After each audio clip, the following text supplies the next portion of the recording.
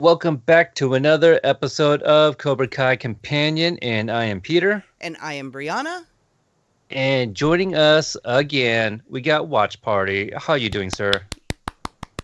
I am wonderful. Hey, Peter and Brianna, thank you for having me back. Well, thank you for coming. Yeah, for sure. For those that don't know, we are currently, let's see, what are we doing here? We're going to do a deep dive into the Season 3 teaser. I only got a chance to rewatch it twice after I got off work and right before we got on to record. So I don't know if I have like really anything new, but that's why we have three people to work off of each other. So hopefully that'll help out. Right. Three people plus the chat, so it's going to be all of us together. We'll deep dive as deep as we can go, right? Yeah.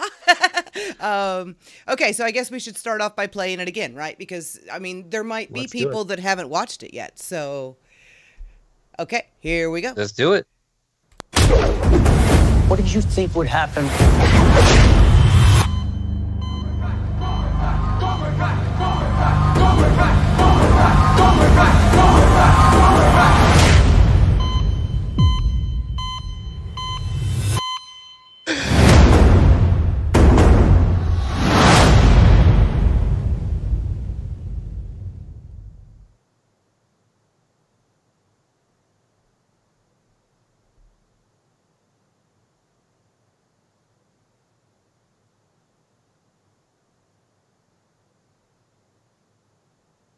All right.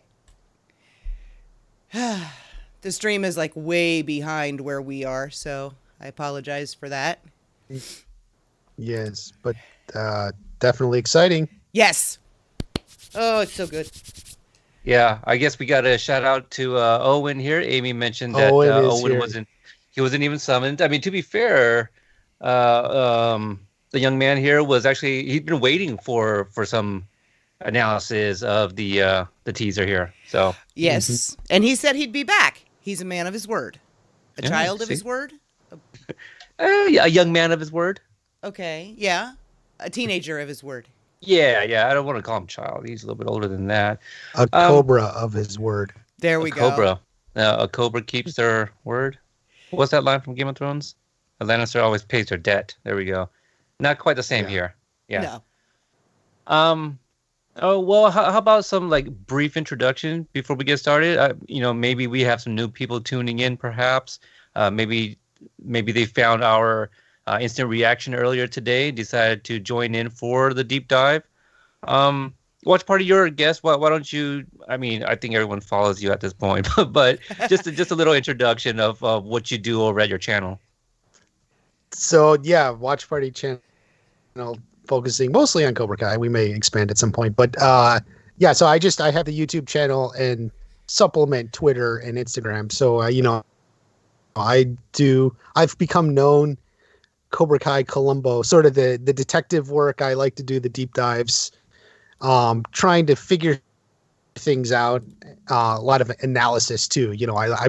I really prefer talking about the show. So if you've been to my channel, you've seen, there's a lot of just analysis, talking about the show, dissecting it, and then of course, obviously, as we're waiting for season 3, diving into any piece of info we already have, and what would that mean? What's sort of the most logical thing we can take from that in sort of predicting, making some theories for season 3. So yeah, we kind of do that too. We don't do a lot of the theory videos like a lot of people. All of those come in our episode reviews on the audio podcast. So for those that are finding our channel, we're putting our interviews with cast members and crew members from the Cobra Kai show and the Karate Kid movies. We're slowly moving those onto the channel, but we do have like over, I don't know, I think we're at like 54 interviews. Some of the recent ones, we had a few of the writers, Stacey Harmon, who wrote an episode in season 1 and 2. Then we had, Michael Johnson Smith, who wrote Pulpo, and kind of blanking right now. But we've had some of the writers, and we really broke down their episodes. So I had a good time doing that. But for fans of Sholo and Jacob. We also interviewed them a couple weeks ago. So yeah, check out our channel for interviews with the cast. Basically, I think that's one of the biggest things that distinguishes us from some of the other channels. But okay, all right, deep dive into the season 3 teaser that did drop earlier this afternoon. Do we watch party? We haven't heard. Well, for those that tuned in live, they did hear your initial thoughts, but just kind of, again, what did you think? Was this suffice for a teaser? I don't think this is a full teaser. I mean, and in fact, I think Netflix, they called it the like release date teaser or something. So I still think we'll get another maybe proper teaser in a few months. But definitely it's definitely a taste of season 3. It's it's a look at season 3 picking up right where season 2 left off. So it's definitely a taste of where season 3 will be picking up. Yeah, I think we kind of get a sense of the tone of season 3 as well. It's very somber. Looks very dark. We've seen people with blood on their faces that we haven't seen in a long time. In that way. Brianna, right. Did you have any other new thoughts since our initial reaction stream this afternoon? I just had one and I lost it already.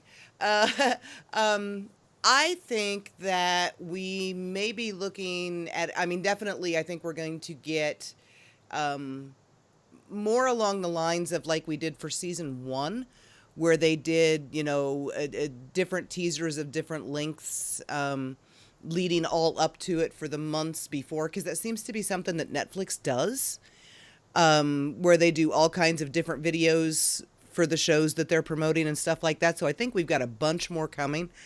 And I just remembered what I was thinking was how different in tone this one is from the tag at the end of the Legacy trailer.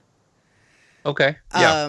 Where, that one is, it's focused just on Daniel and of course the big, reveal there being Yuji and Chosen. Mm-hmm. But even though they're fighting, they're sparring, it's just by virtue of the setting where they are and the beauty around them. It's a much different feel. This is like totally gritty. Everybody's roughed up. Everybody's bloody. Everybody's beat all to hell, literally and figuratively in this one. And I like the juxtaposition of the two. Yeah, this is definitely the Cobra Kai side with a little bit of Daniel as well. Where do we want to start? Do we just want to go kind of the scene by scene? Yeah, I've got the...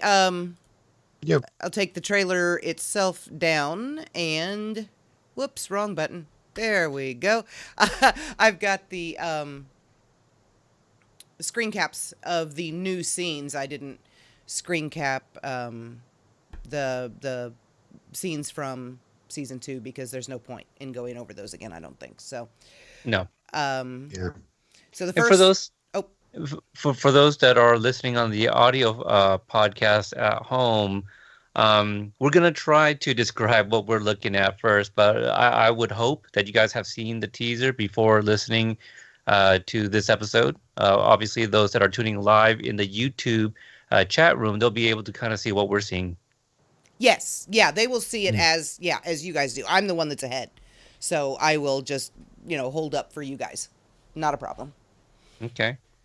All right. So we got a shot here of Johnny right outside his apartment, and Daniel is scratching himself in the behind. Yeah, it does. It's kind of a... No, he's not. It's like, it's yes, a strange... It's like he's reaching for something behind his back. Or he's leaning back or something. Yeah. Was it Hayes, Hayes Art, that said that he's reaching for a gun? And I was like, nope, he's just scratching. No, he's not. Definitely not reaching for a gun, because wherever he's probably not scratching either. Right. You don't think so? Okay. This is Daniel is standing in front of the pole. That is Carmen's front window behind Daniel. Okay. So this is Johnny walking toward his apartment door. Kind of implies that Johnny and Daniel came here together. Yeah, the look on Yeah, Johnny's yeah. face. Oh, go ahead. Oh, yeah. Because I was just gonna say, like where Daniel's standing there, versus where Johnny is. He like walking away, and like Daniel seems almost closer to Carmen's place, to Carmen and Miguel's, from that. Like, Yeah. were they walking over there and then turned around or something? Yeah, if that was Johnny's apartment behind Daniel, there would be another door right there. So perhaps Johnny was gonna go pay her a visit, but Daniel was there. Maybe talking to her. Well, I mean, not to skip ahead, but actually, Brianna, what you said, maybe they came together. That could be the case because is John Wells just Daniel bailed Johnny out. Some people have been predicting that. I mean, to skip ahead, but if Johnny's in jail, some people think maybe Daniel's the one who brought him home. Yeah, because the look on Johnny's face, he does look surprised, whoever it is that's paying him a visit. Well, yeah, but also... and Johnny's got some black and blue marks.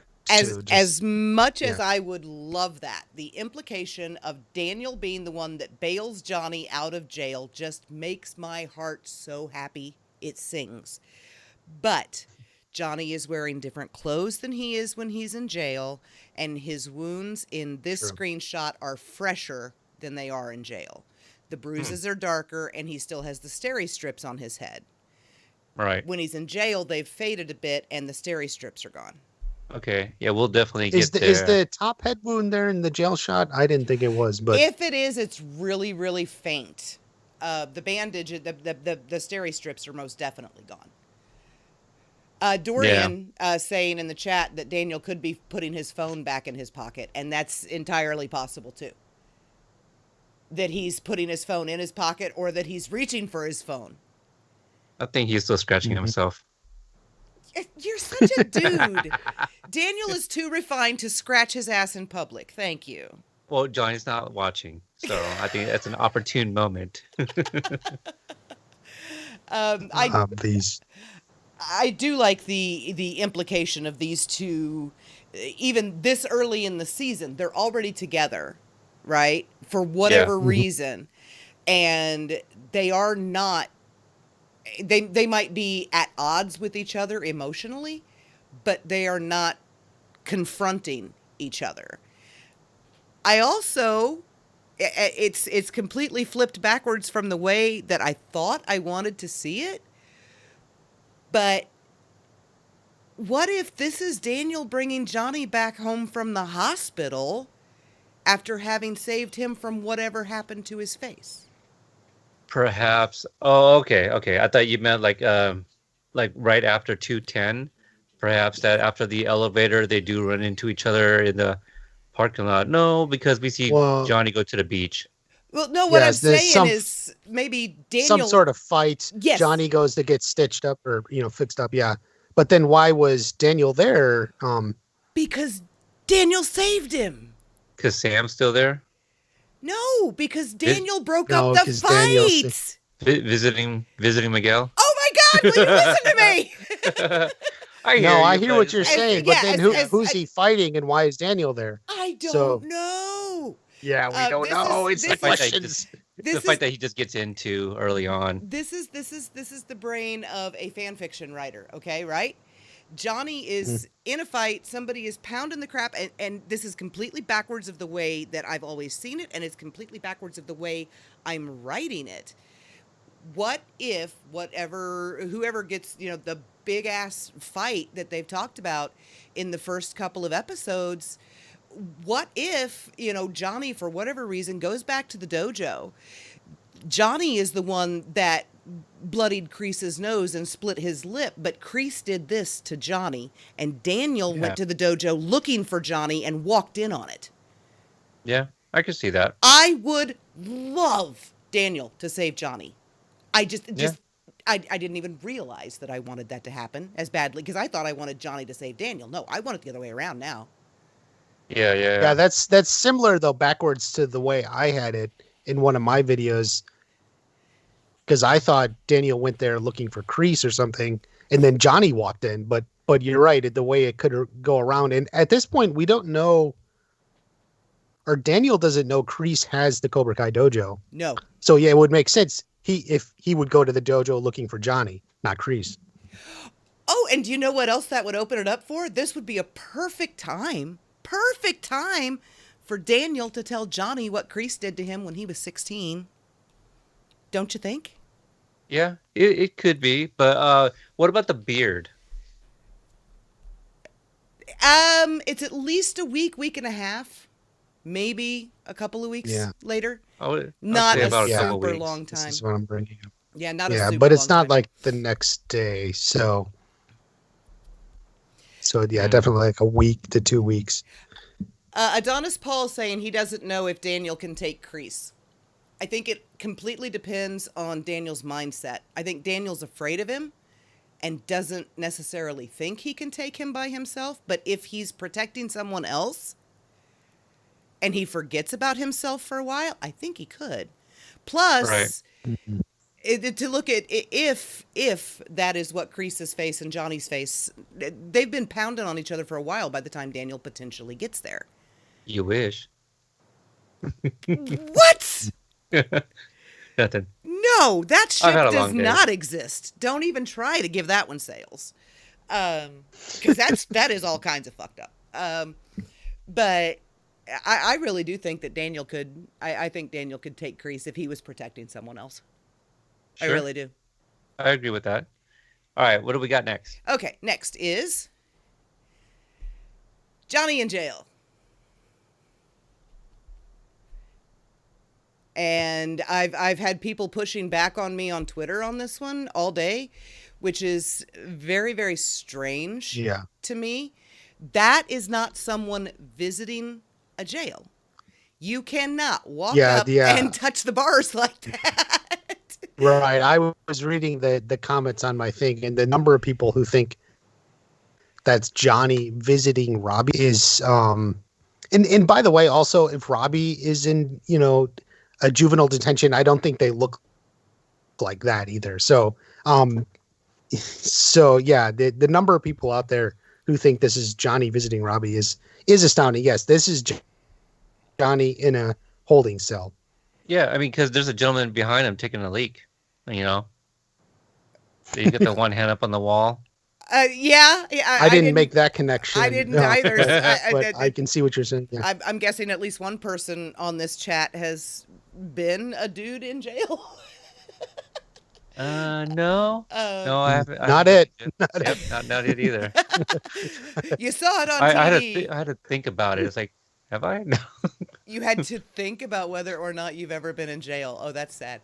Well, I used to deliver to JDH, but that's not the same thing. Louis LaRusso, thank you for joining us, cousin Louis. Fuck you.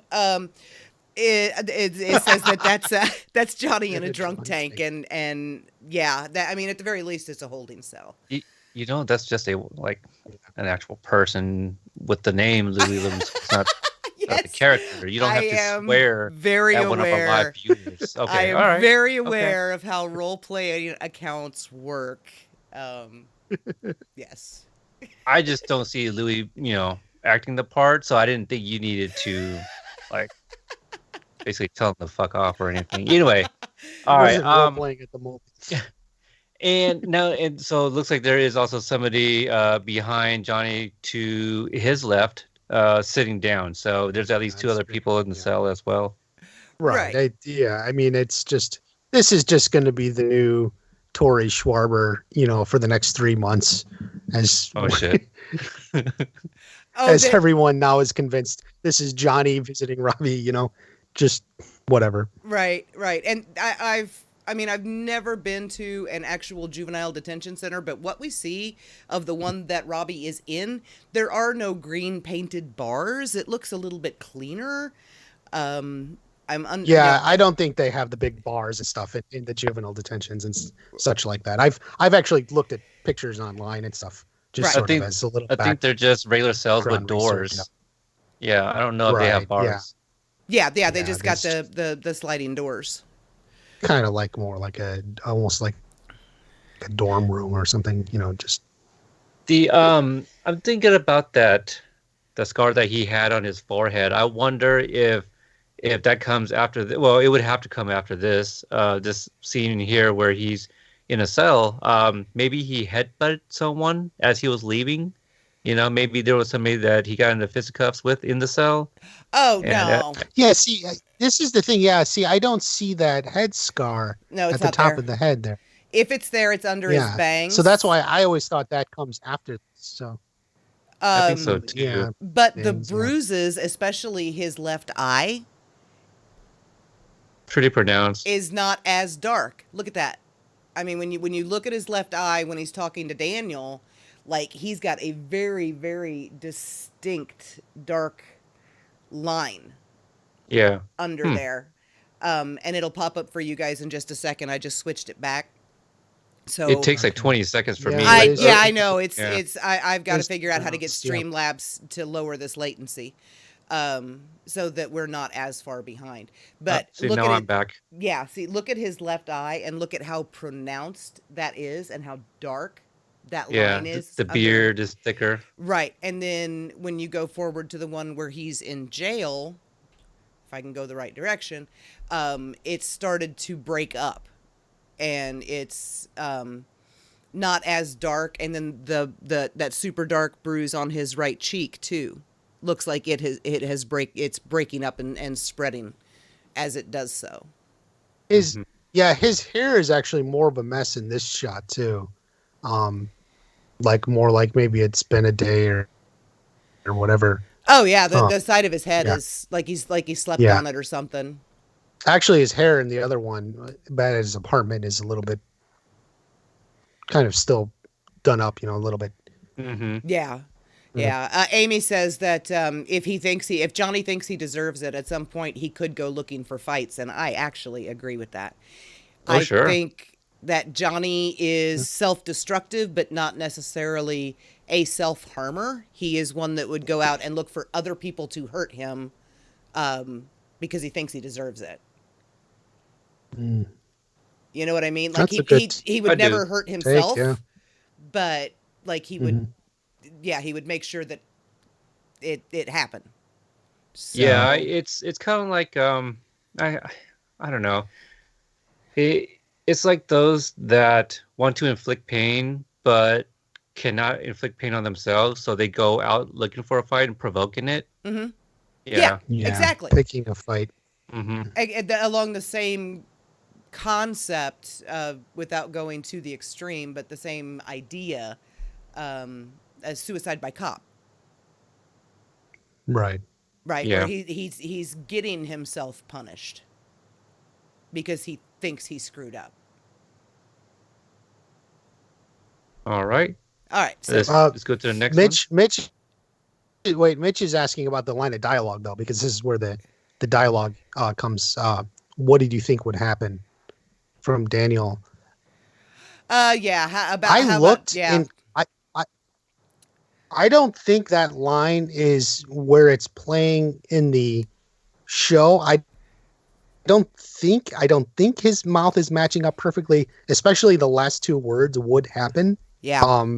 That was the closest I can tell, but who knows? It could be just ADR. It could be switched around too. So. His lips are moving. Daniel's lips are moving behind Johnny, which is why I said earlier that they might match up. But I've watched it a few times since then. And I agree with you. I don't think his lips match that anymore.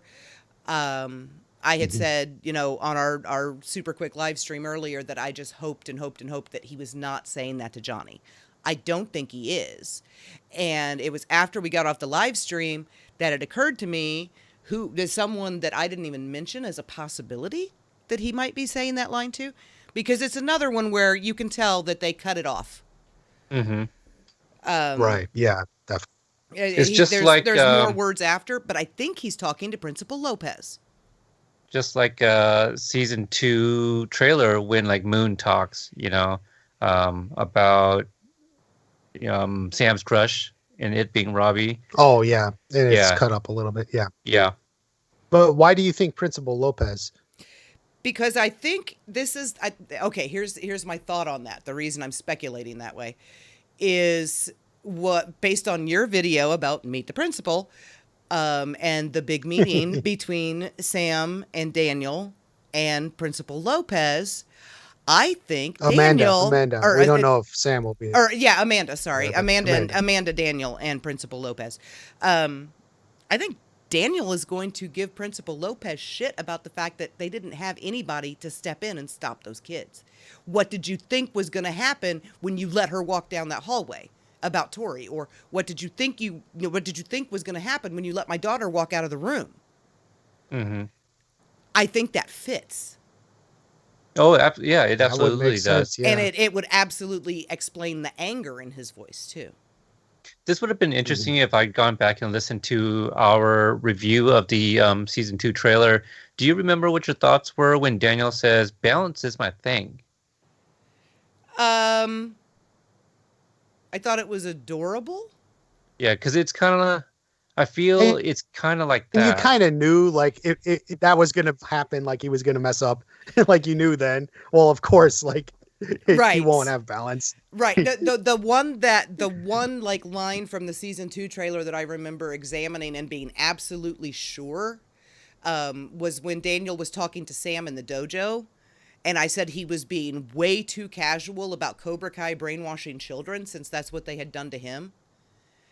And I was like, there's no way that line is being said immediately after she talks about and then, that line was immediately after her line. And I'm like, that really doesn't fit. He is so, like, dissociated from what happened to him when he was a kid that he can just talk about this super casually and not even, like, bring up the implications of it.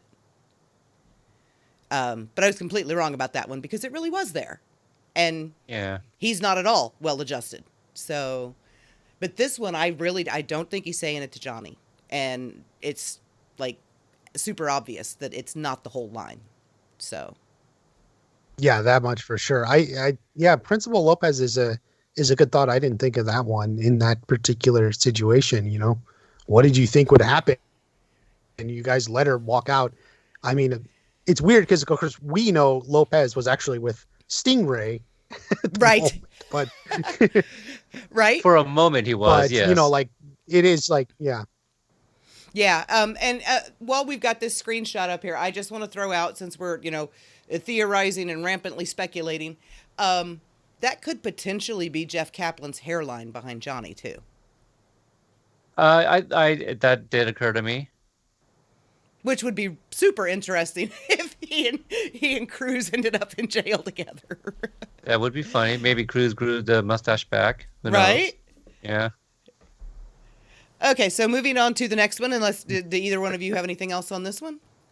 No, but I guess after thinking about the 16 heartbeats, I guess they're just going to be flashes of images, you know? Yeah, I don't think I don't think the number means anything much. Still pretty damn close. 1618. It's all the same to me. I know. It's the same week. Yeah.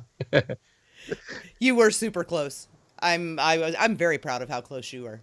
Oh, thank you. Without going over, so I think I win. And you didn't. Oh, there you go. You didn't get it from somebody playing around on IMDb or Wikipedia trying to troll people, putting up dates that mean nothing, and convincing people that it's true. They're the worst sources to get any kind of information to create a video. If anything, maybe some casting, but whatever. Yeah, and if Wiki could be trusted, then Johnny and Daniel would have been love interests for each other at the end of season 1, and they still would be. Because somebody edited the Wiki at the end of season 1 to list them as love interests for each other. It was. Oh, I love when people cite Wikipedia. Right? It was an awesome couple of days. Tumblr, we lost our shit. None of us, of course, edited it to put it back the way it was supposed to be. We left it there because we liked it. Yeah. But, it is what it is. So, all right. So here is Daniel. Oh, God. Is this after 210? Very distraught, but the shirt there. Yeah. He has a hoodie on. Where is he? Does anyone know? He's at the house. I wasn't able to. Is that their house? That's the courtyard, I'm pretty sure. in the middle. In the middle of the house, so he's at the dinner He's table. at the table. He's in the kitchen. Yeah, because they have a creek in the middle of their house. They have a creek, yeah, and a little bridge. Right. There's a YouTube video somewhere of like a tour of that house. Yeah. It's not ours. No, it was a hot set, so we couldn't take anything. Not that we don't have photos of it, but we don't have them yet. So, I don't remember taking a photo in there except for the one next to the LaRusso family picture. Hayden had your phone for quite a while when we were in the house. I don't remember. It's a hot set. Yeah, but yeah, there is a creek, and this open courtyard with palm trees between the kitchen and the living room, and it's like these people have a creek in their house. Yeah, I think some people could possibly be overreading this very moment too. He just might be reacting to the events of 210.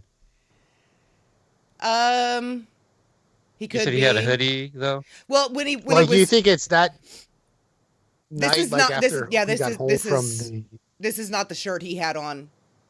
Yeah, it's not. This is not the shirt he had on that night. After No Mercy. This one looks more like it's a different shade of blue. Daniel wears blue a lot. Blue. Which we did learn that's the color of Miyagi. Right. Though. They dress him in blue a lot on purpose, which actually kind of bothers me because Daniel dresses in red. But it's okay because he looks good in blue too. But that's a different shirt. Right. Red is for Cobra Kai on the show. Right. Right. But through the 3 movies, he wore red a lot. Do you want me to text Frank and let him know? No. Okay. Because I'm happy with the blue as well. All right. I'm happy with the blue as well. Okay. If you could drop drop a little line in his ear that I would really love to see him wear a red and black plaid shirt again, that would be awesome. But that would be. I bet you he'll wear Johnny's at one point. Oh man. Okay, we took it. All right, next right. picture. Well, hang on. We got to go to the chat here. Oh, okay. All right. So, I'm going to apologize because I'm going to butcher her name. Is Siobhan? it Siobhan? Oh yeah, you're right. You put probably Siobhan. I always pronounce that incorrectly, and I apologize. So, Siobhan, if I'm saying it wrong, please let me know, is saying maybe this is connected to Mary's arm. Which what is that this Daniel being this upset. How he feels. Yeah. Okay. And let's see. Could be. You get it's evening. You get the impression it's evening too. Trippy Bean. Trippy Bean. Yep. She says you're right. Yeah. Oh, good. Okay. Thank you. Whew. Okay. Trippy Bean. Daniel's mom dies. That's why he's crying. 3 people are confirmed to die. Yeah, I had a lot of people saying that to me the other day. Daniel's mom. I mean, I don't think so. Well, everybody named the entire cast on your show. Right. Everyone's right. Dead. Yeah. Everyone's dead. Not Roxfall. The cast. Everyone in the Miyagi verse, even if they've never appeared, like Ali's husband has been. Now he's going to die. Like even the people who've never appeared are killed off. Yeah. Not gonna lie. I'm glad we don't have like 1,800 people live. Spouting off all types of craziness. I do too because we can interact with them. And I think Trippy Bean, that's a good speculation. That's a good theory. I don't want to think about Lucille dying, mainly because it's the same. Someone had mentioned that Shannon might be one of the people who dies, and I'm like, no, that would completely destroy Robbie. Yeah, he's broken. He's too broken as it is. They can't kill Shannon. Same thing with Daniel. Right. They can't kill Amanda or Lucille because if they do that, they will completely destroy Daniel, and there will be no way he's coming back from that. Not right now. Here's another Yeah. thing. I mean, that's it. Yeah, that's it's story wise. Why would they do it story wise? It's the only reason I can think is they just want to knock Daniel down as far as possible. But I don't think they would go that far. Yeah. And not only that, yes, we had Tommy pass away, but I think they were also looking to put him in a body bag. And they wrote that Tommy was sick. He's not essential to Johnny's. Well, let me take that back. He's not a big character, right? Obviously, the passing of Tommy is going to affect Johnny, but this isn't Breaking Bad. This isn't Game of Thrones. This isn't Walking Dead. They're not going to kill off their favorite characters or our favorite characters. This is different from those type of shows, in my opinion. So Right. I don't see them going that route, and every season somebody's going to die. I think what Hayden put out there about 3 people dying, I still think it's a flashback. We're supposed to get, more of Creese's backstory. We have speculated that perhaps we're going to get a flashback of a platoon called the Cobras, something like that. So we're going to get, the just kind of where Creese came from in his military service. That's probably where we're going to see some deaths. Yeah, to kill Lucille, from a dramatic standpoint, from the writing standpoint, you want to put your character through the ringer. You absolutely want to bring Daniel to his knees, kill his mom. But first of all, stop fridging all the freaking women on television. Thank you. And if you do that to him, yeah, you knock him down, but Daniel's not getting back up. Yeah. From that right now.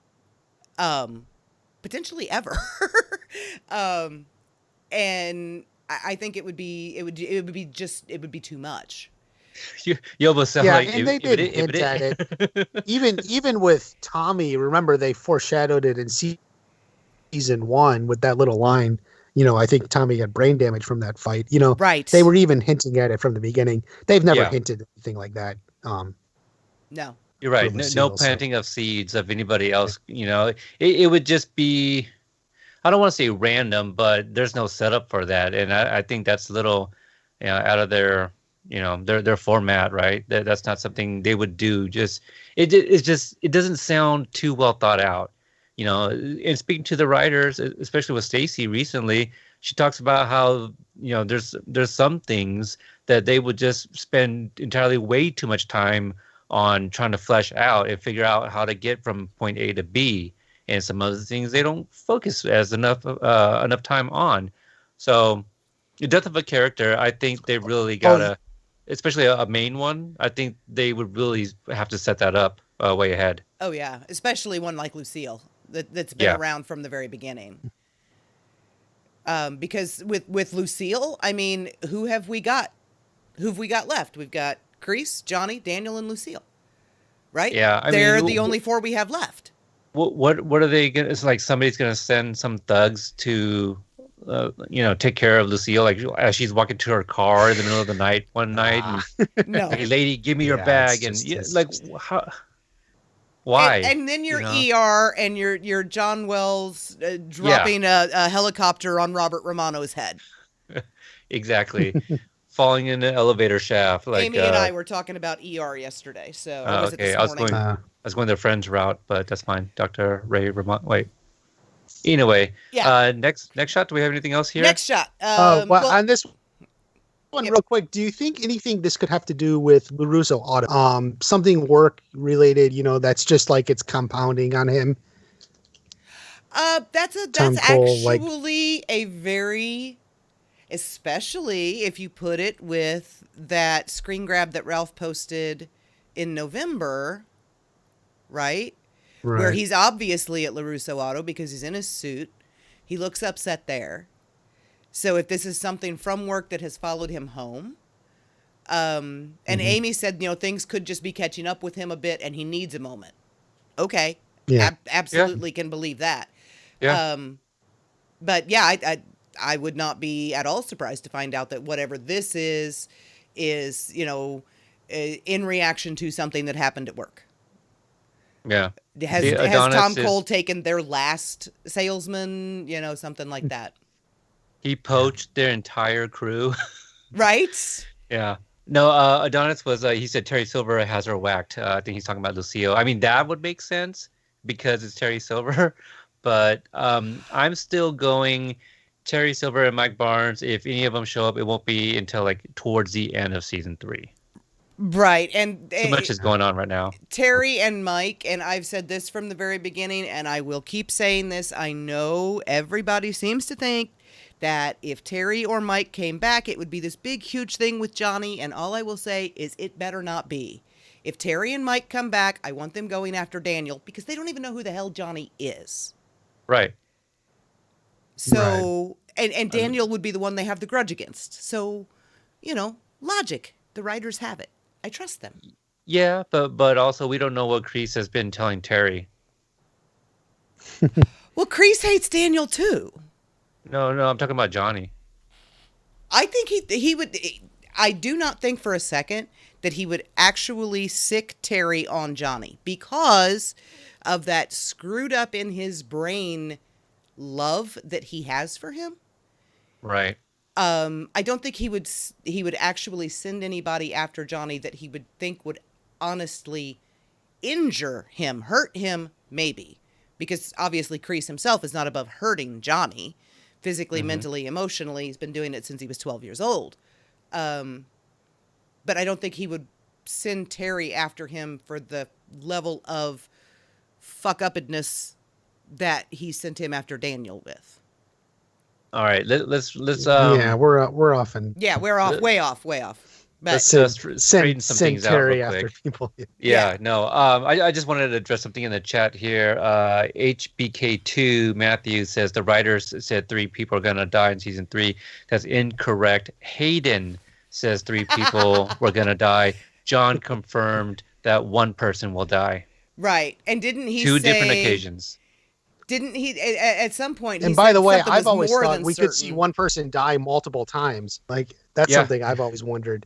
There you go. You could see the same moment or same scene more than once. Oh yeah, that's true. Oh sure. What about in Ace Degenerate where Johnny has the flashback and the crane kick to the face? How many times did he kick him in the face? Like 6. 6. Yeah. So we got 6 crane kicks.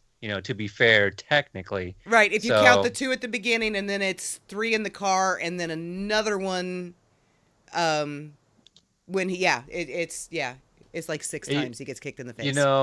Maybe it's a flashback of Creese and 2 of his some guys he served with. Maybe 2 of them die, and then the third person is Mr. Miyagi passing away in a flashback with Daniel. Something like that. Yeah. I like Kyle's. We flash back to both of Crease's deaths. Twice, right? They literally could. Like, resurrected. Hayden. That could actually be true. So right. Amy, it's Paul Rubens and Buffy, just dying over and over. I remember him in the movie. I don't remember that being a plot point. I haven't seen the movie since 1992-ish. Okay. I think. So, I don't remember. All right. Okay, now we got Amanda consoling Sam. Yes. She is crying. Looks like we have I don't know if it's a healthcare worker on the phone in the background, but I'm assuming so. Looks like they're on some sort of I think we're assuming this is the hospital. Right. Yeah. And that's the elevator. Mm-hmm. That's Actually, the elevator. that is the elevator. You're right. So somebody's on a cell phone. She's on a phone. That looks like she's holding a phone that's like on the wall. It looks like there's a cord. I did get a comment that person is Carmen. I don't think that's Carmen. No. No. Just because I don't think Carmen's taking the elevator and they're standing there. So no, I just responding to the comment I got. If it's Carmen, it's probably her getting off a shift. Well, is that no. green there? I could see this kind of interaction between Sam and Amanda after having talked to Carmen. If Carmen said something to Sam like, "Stay the hell away from my son, don't go anywhere near him again," and gave Sam the kind of very overprotective mother lion attitude that she gave Johnny. I could see that absolutely doing that to Sam. But and that's what I put in my video. Then when I talked about that, sort of like that, Carmen essentially saying to Sam what she said to Johnny. And Right. yeah, I guess Sam could be reacting that way. I mean, that would make sense to me. I mean, I guess it's possible, but I mean, for as far as Carmen knows, that Tori was the last girl that Miguel was seeing. Well, yeah, but I mean, I'm sure that word got up to her that, you know, Tori had said something about Sam kissing Miguel at the party. At the party, yeah, all that. Yeah, so I'm sure Carmen knows all that by now. Yeah, but that's Kiara says that doesn't look like Carmen to her. That is, I really don't think that's Carmen. First of all, just because she would not be standing there so calmly on a cell phone holding her purse waiting for the elevator if she had just verbally eviscerated this 16-year-old girl. She would still be incredibly angry, and she probably would have stormed off and gone down the stairs. Yeah, well, I mean, yeah, just exit the scene and not still be in the background because that'd be awkward.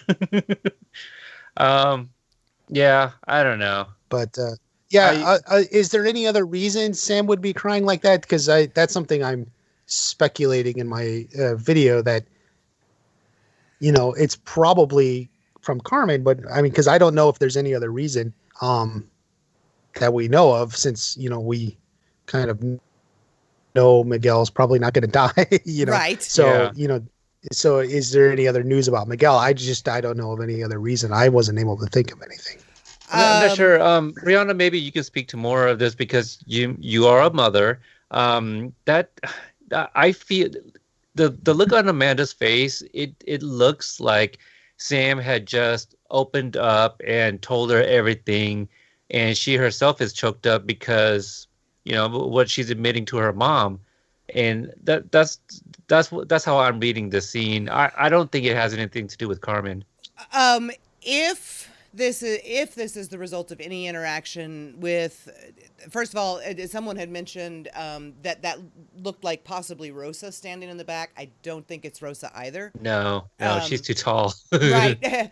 But and Rosa doesn't speak English. So even if she did lay into Sam wouldn't know what she was saying, right? I think it would be broken English. Possibly, but I mean, we've only heard her say, you know, hot for teacher and Johnny are like the only two things she's ever said in English. This is not the face of someone who just stood there and watched another mother rip into her daughter. You're absolutely right there.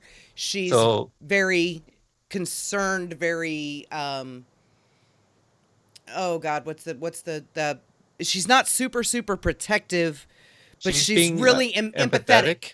Very empathetic. She absolutely understands what Sam's feeling right now. Right. So I think Sam is just breaking down because she's probably blaming herself. You know, kind of what you guys are saying about, like, well, Carmen is saying this and that and reacting. Well, I think Sam is just admitting it to Amanda herself and blames herself for everything. And I think Amanda's look is very much like, no, honey, don't blame yourself. This isn't your fault. And she feels bad. So that comes with the empathy there. One caveat that I was just thinking, whenever I imagine Sam trying to see Miguel, which we'll assume is what's going on here or how this started, you know, in fact, I always thought, Amanda would probably be with her, but I never was sure if Amanda would go in too. Like, do you think Amanda would wait and let just Sam go there and just stay back? So, like, this is Sam then coming back to Amanda? Also very possible that all she did was walk in and look at him, or tried to walk in and couldn't make herself go through the door because he's laying there in a halo with an oxygen mask on, and that's scary. Yeah, maybe there's no waiting room, so that's where they are waiting, just for any kind of updates. Yeah, I mean, hundreds of possibilities. Kaz says she's crying because her ex is in a coma, Robbie is in juvie, her friends have all been hurt, she has scars for life, and her school life is ruined. That's a pretty good reason for, 16-year-old girl to cry. Amy pointing out that she does not know that Miguel is not going to die. Which is very true. And then Amy also says, for that matter, maybe she's gotten some news about Robbie's status, arrest, etc. This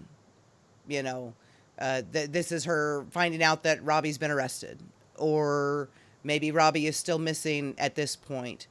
And yeah, it's just one bad news after another, right? I mean, that's got to be overwhelming for someone so young. Yeah. Yeah.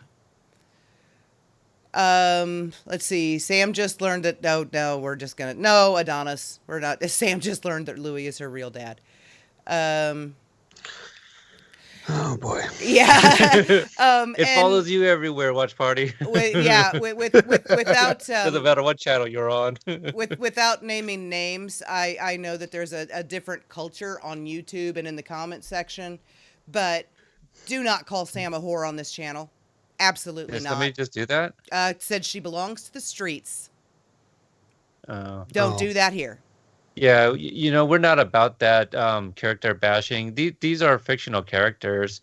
You can have your own opinion, but you got to read the room. There's a lot of people that are fans of Sam, me included, and I don't understand why people would just use so much effort to hate a character. That's not the way Sam is written. Sam is written as a teenager. Yes, she is a teenage girl.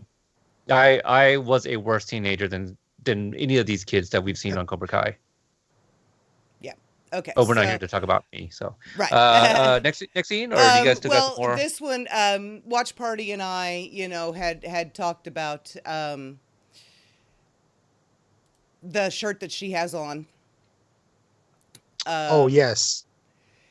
Yeah. And that it's the exact same color as the one that she had on the day of the fight, but it's not going to be that same shirt. That shirt has a giant hole ripped in the arm, and it would have been covered in blood. So it absolutely would have been thrown away when she got to the hospital. And that's it's not the same day or her same time when she was in the hospital, because it's got to be different shirt, right? You said her hair is different, right? And she has that top earring, which is like what stuck out at me. I was like, wait, she didn't have that earring up there during the school fight. So yeah, she does.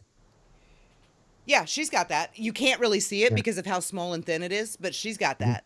The big difference is her hair, because she had Princess Leia hair is the way I described it. Princess Leia from Return of the Jedi, where she had the braid pulled across as a headband.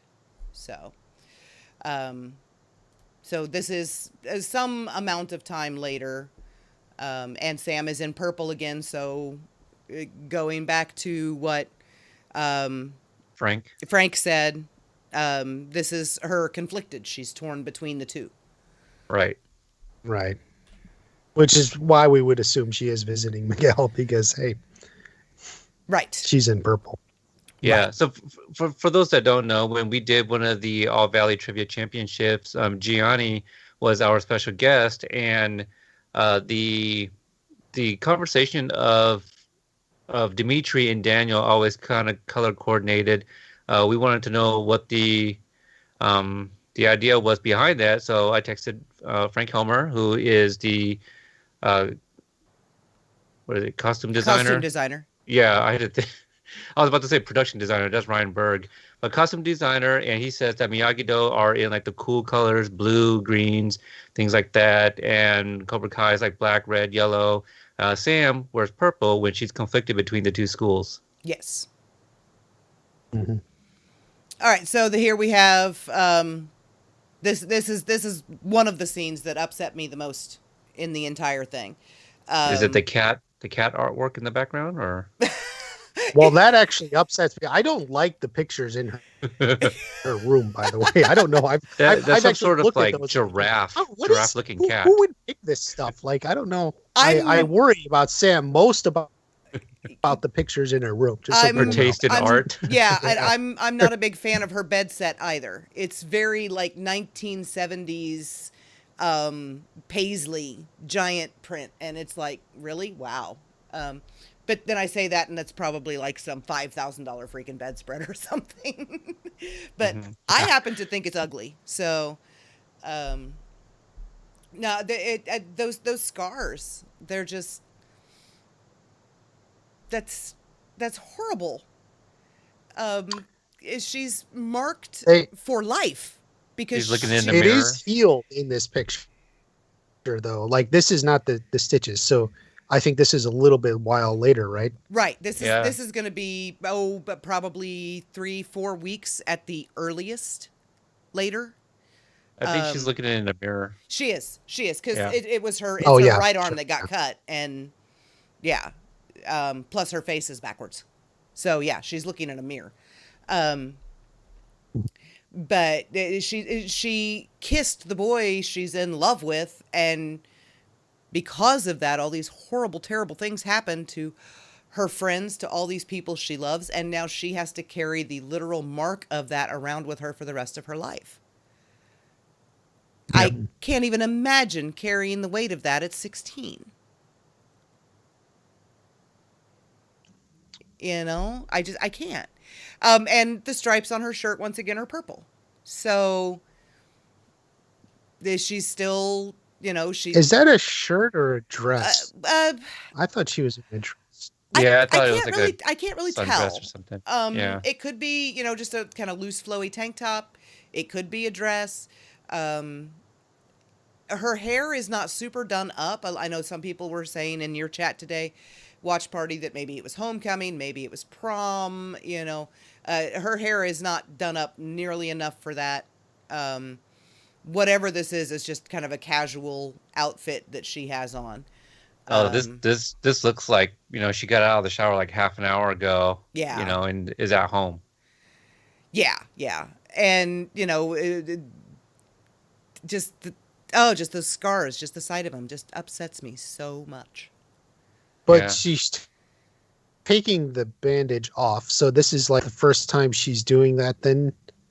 I don't know if she's even taking it off. She just might be looking at it, you know, just a kind of a reminder, because it is, you know, battle scars. So maybe it could be something that she keeps covered voluntarily because she doesn't want to look at it too. Yeah, maybe something came up with Tori and she's looking at it, you know, because she's reminded of it. Or even Miguel for that matter.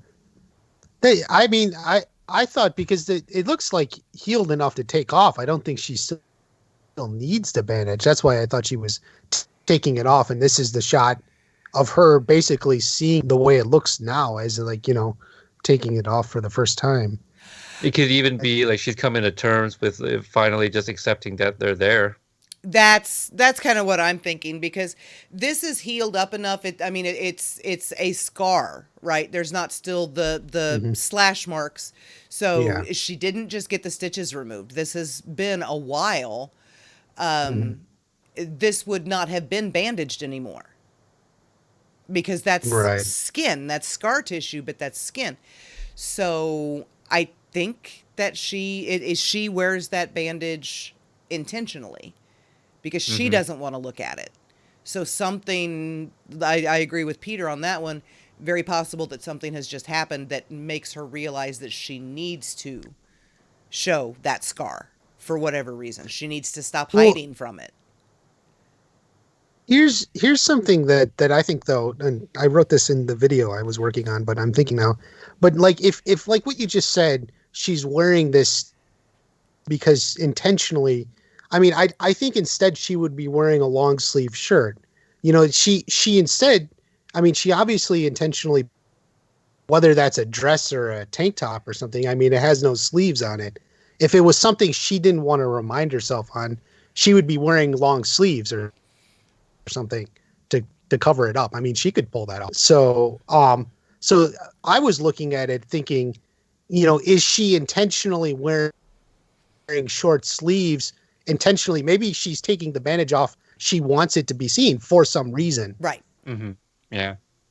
I mean, I was even thinking because when I was thinking it was a dress, she was going to something at the school or something about the fight, and she wanted her scars to show. So that's, something I was just thinking, because definitely she chose to put on the short sleeves or no sleeves, however whatever you call that. Yeah, Amy agrees with you that she thinks Sam would be wearing a lot of clothes and hiding to hide the scar. Mm-hmm. Mm-hmm. And hey, if there is some symbolic, her coming to terms with not hiding her scars, definitely a lesson her father could learn from her. Yeah. But we'll have to see exactly what it is. So. All right. Anything else on this image? Not really. Mary's freaking gorgeous, but everybody knows that. So. Mm-hmm. All right, here we go.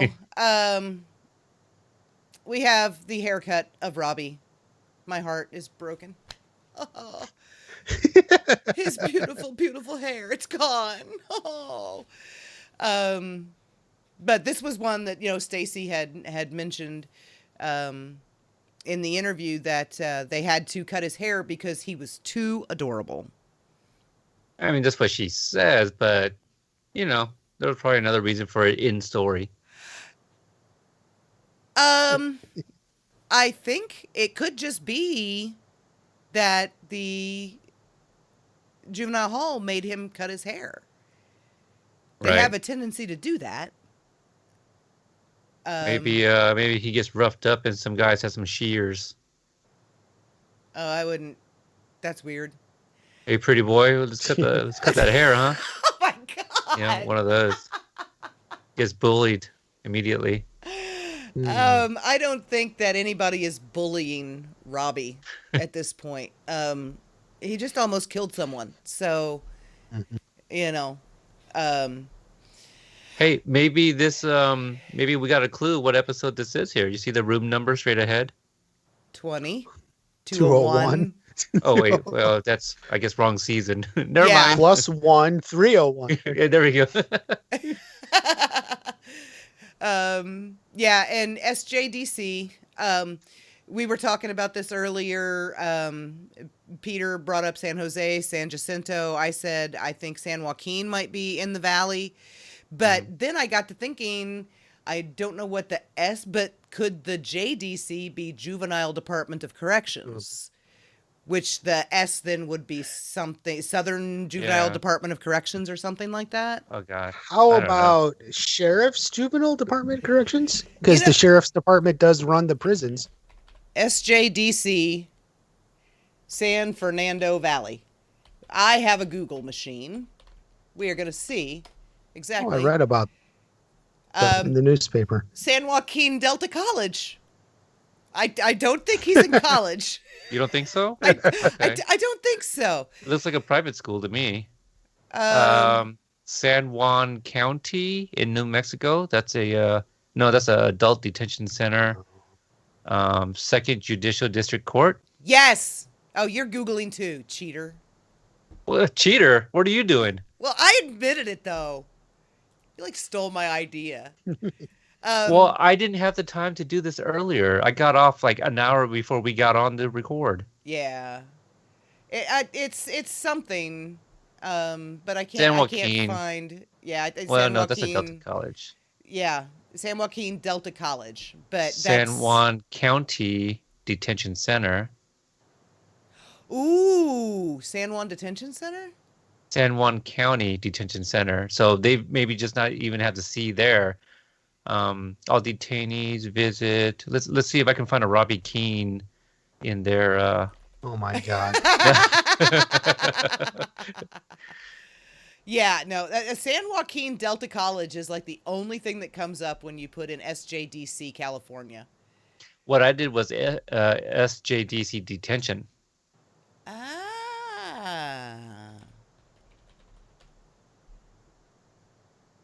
Opens path for inmates and correctional officers, but it's still a community college. So, yeah. Yeah.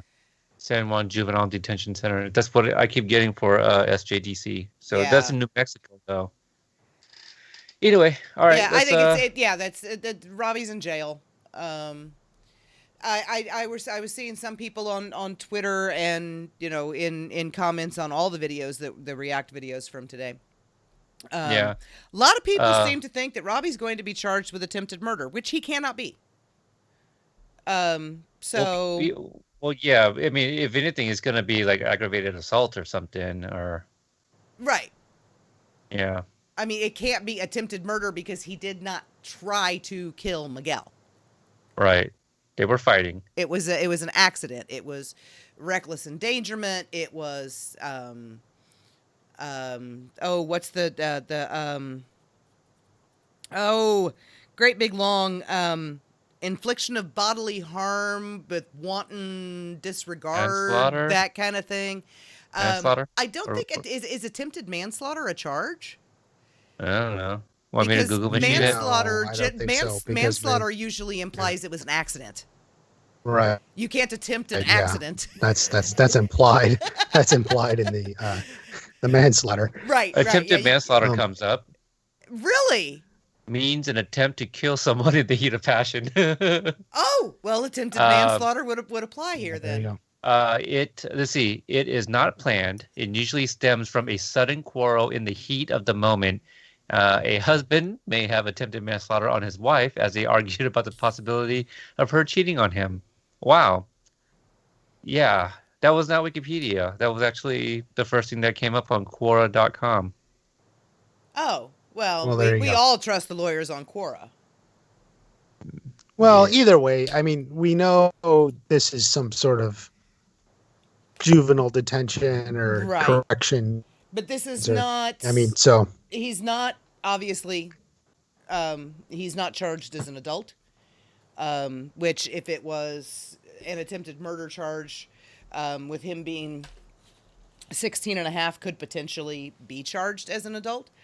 They're not doing that. This is strictly juvenile. And whatever this is, it's not going to be like something that's going to destroy his life. Just because I know that, the big three are fantastic writers. They're fantastic at ratcheting up the drama and giving us all these, incredibly, what's the word I'm like incredibly fraught moments, right? But they also love their characters. And when Tanner was so upset and went to them when he read, about the kick at the end, they at Comic-Con last year, they all said that they had reassured him that everything was going to be okay. That he didn't do it on purpose, and this was not something that was going to mar or trash Robbie for the rest of his life. So this is going to be something that one way or the other, he's either going to get a very light sentence for, or he's going to get out of entirely. Right. So. Okay. What is he looking at? A person? Probably somebody, someone giving him a hard time about his haircut. Somebody giving him are you in this scene? I'm not a juvenile. I cracked it. I figured it out. Yeah, I'm a correction officer. There you go. I play Roger. Speaking of the correction officer, he looks actually very worried about what's going on. I mean, in this screenshot, yes. Right. In this screenshot, I mean, he's not angry at Robbie when he walks up to him. I mean, they look like they're in a single file line, just and he's more kind of like, Keen, come on, get over here. Don't worry about them. Yeah, that's kind of what I meant. Like, just move it along, and like he's aware that there might be something brewing between Robbie and whoever this is he's looking at. A lot of people, for some reason, are thinking that is Chris walking out ahead of him. Why the hell Chris would be in there and Hawk isn't? I don't. No, that guy looks smaller than Chris. Yeah. Khalil is super freaking tall, and Khalil's like 6 something. Right, like 6'3", 6'4". I don't know about that tall. Oh, is he that tall? He's tall. Have you met him? Me, no. Not in person. No. Did you meet him? Oh, you did meet him in person. Okay. No, but yesterday he had me come on live with him on his Instagram. But not in person, no. Gianni, obviously, I stood next to and stuff, and he's a lot taller than me. Yeah, and Khalil's taller than Gianni.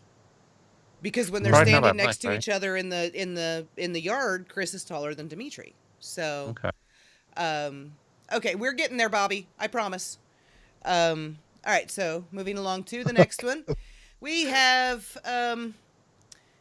Miss Tori with what looks like a giraffe tied around her waist, walking into what honestly appears to be a strip club. What if her mom is a server there? Was you, Bobby, who said, I do not, where do people get this strip club? Everyone's saying it's a club. I don't think it's that at all. I don't know. Yeah, you said something about Halloween, but to me, that kind of looks like a strip club, just because it's not so dark like a dance club, and it looks like it's just lit well enough, Well, if it's a bar, remember she has a friend who works at a bar on Kauai. She told Miguel, so this could be her friend's bar. Yeah. But I still don't think it's a bar. I mean, I don't know. I don't think it's that.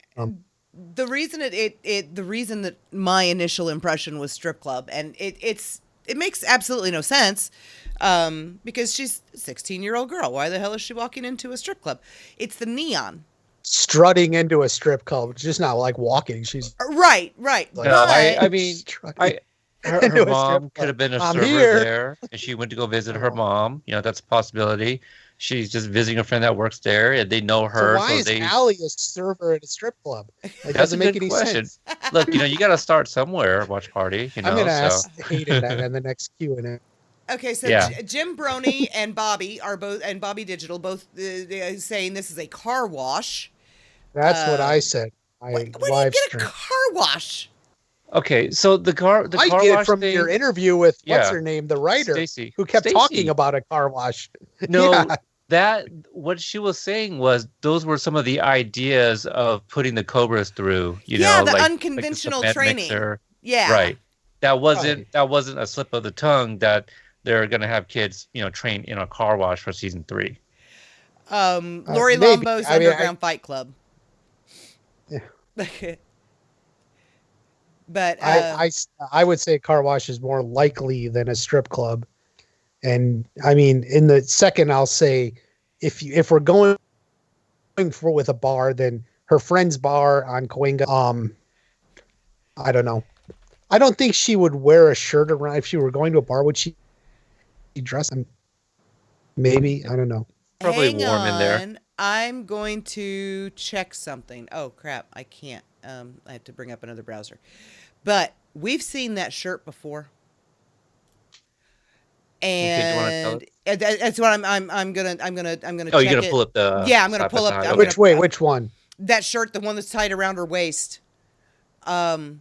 We've seen that before, but I want to double. I'm about 90% sure we've seen it, and I want to double check. But I can't. Oh, you know what? Yes, I can.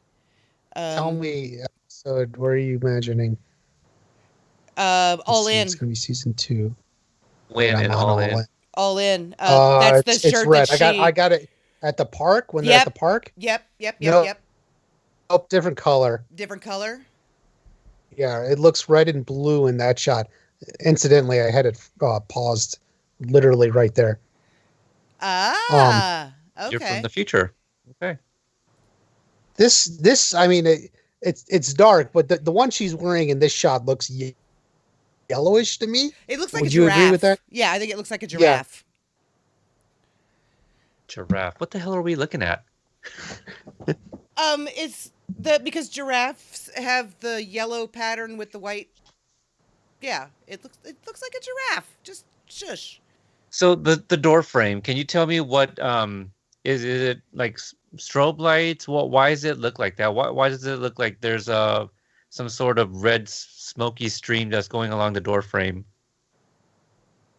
That's like oscillating lights from somewhere. Okay. Why is it rippled like that? I've never I'm gonna ridges? pull up and look. Maybe, I'm gonna zoom this in.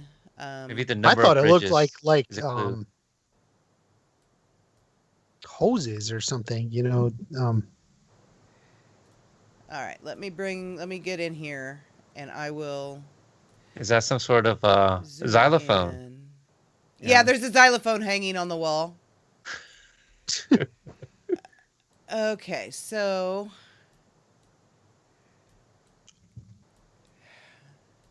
that is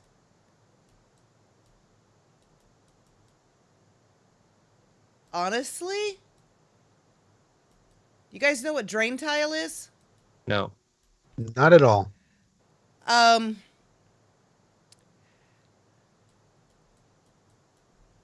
Basically, it's a black dryer vent looking thing that you put leading away from your downspout on your house. Okay. That's what this looks like. It's hang on, let me cut this, and then I will bring it in.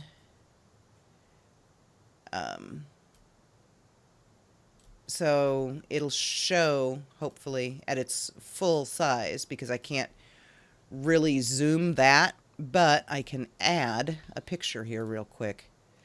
And maybe I can, because I zoomed it in. Well, I will say while you're doing that, I do think this is later in the season. This shot, I don't think this shot is episode 1 or even maybe episode 2. No, yeah. I agree with you there. Yeah, I get the impression this is, and like I've talked about, we may not get Tori early in the season, so that's another reason. We may not even get a lot of her. It's later because Peyton List was in Australia filming. Okay, can you see that there where I've zoomed it in? I only see half of the picture. Yeah. But you're zooming that thing. I'm zooming that thing in on the side there. Mm-hmm. That looks like a drain tile hanging down the wall. Well, yeah, that's why I kept saying car wash. Like it's like, dude, I don't know. Whatever, water's going somewhere through here. That's exactly why I was saying car wash. Well, most people don't decorate with drain tile, though. That's the weird thing. But now I've gone and chopped that freaking... I chopped the picture. Whoops. So now we're just stuck with... That is now... Did you have another shot with whoever's behind her? No, I don't. I don't think it's Miguel. Because I do think it's Miguel. I don't think the guy's tall enough to be Miguel. I don't even know if it's a guy. Honestly, I don't think we can tell. If it's even a guy back there. Some people mentioned Aisha, which, would be fantastic, but we are fairly certain that Aisha is not in season 3 at all. Mm-hmm. So I think it's her. Yeah. If it is a, let's just go with yours, it's a bar. Who is she strutting in with? Let's say her friend's bar on Cahuenga. Who is she coming in with then? Who is following her in?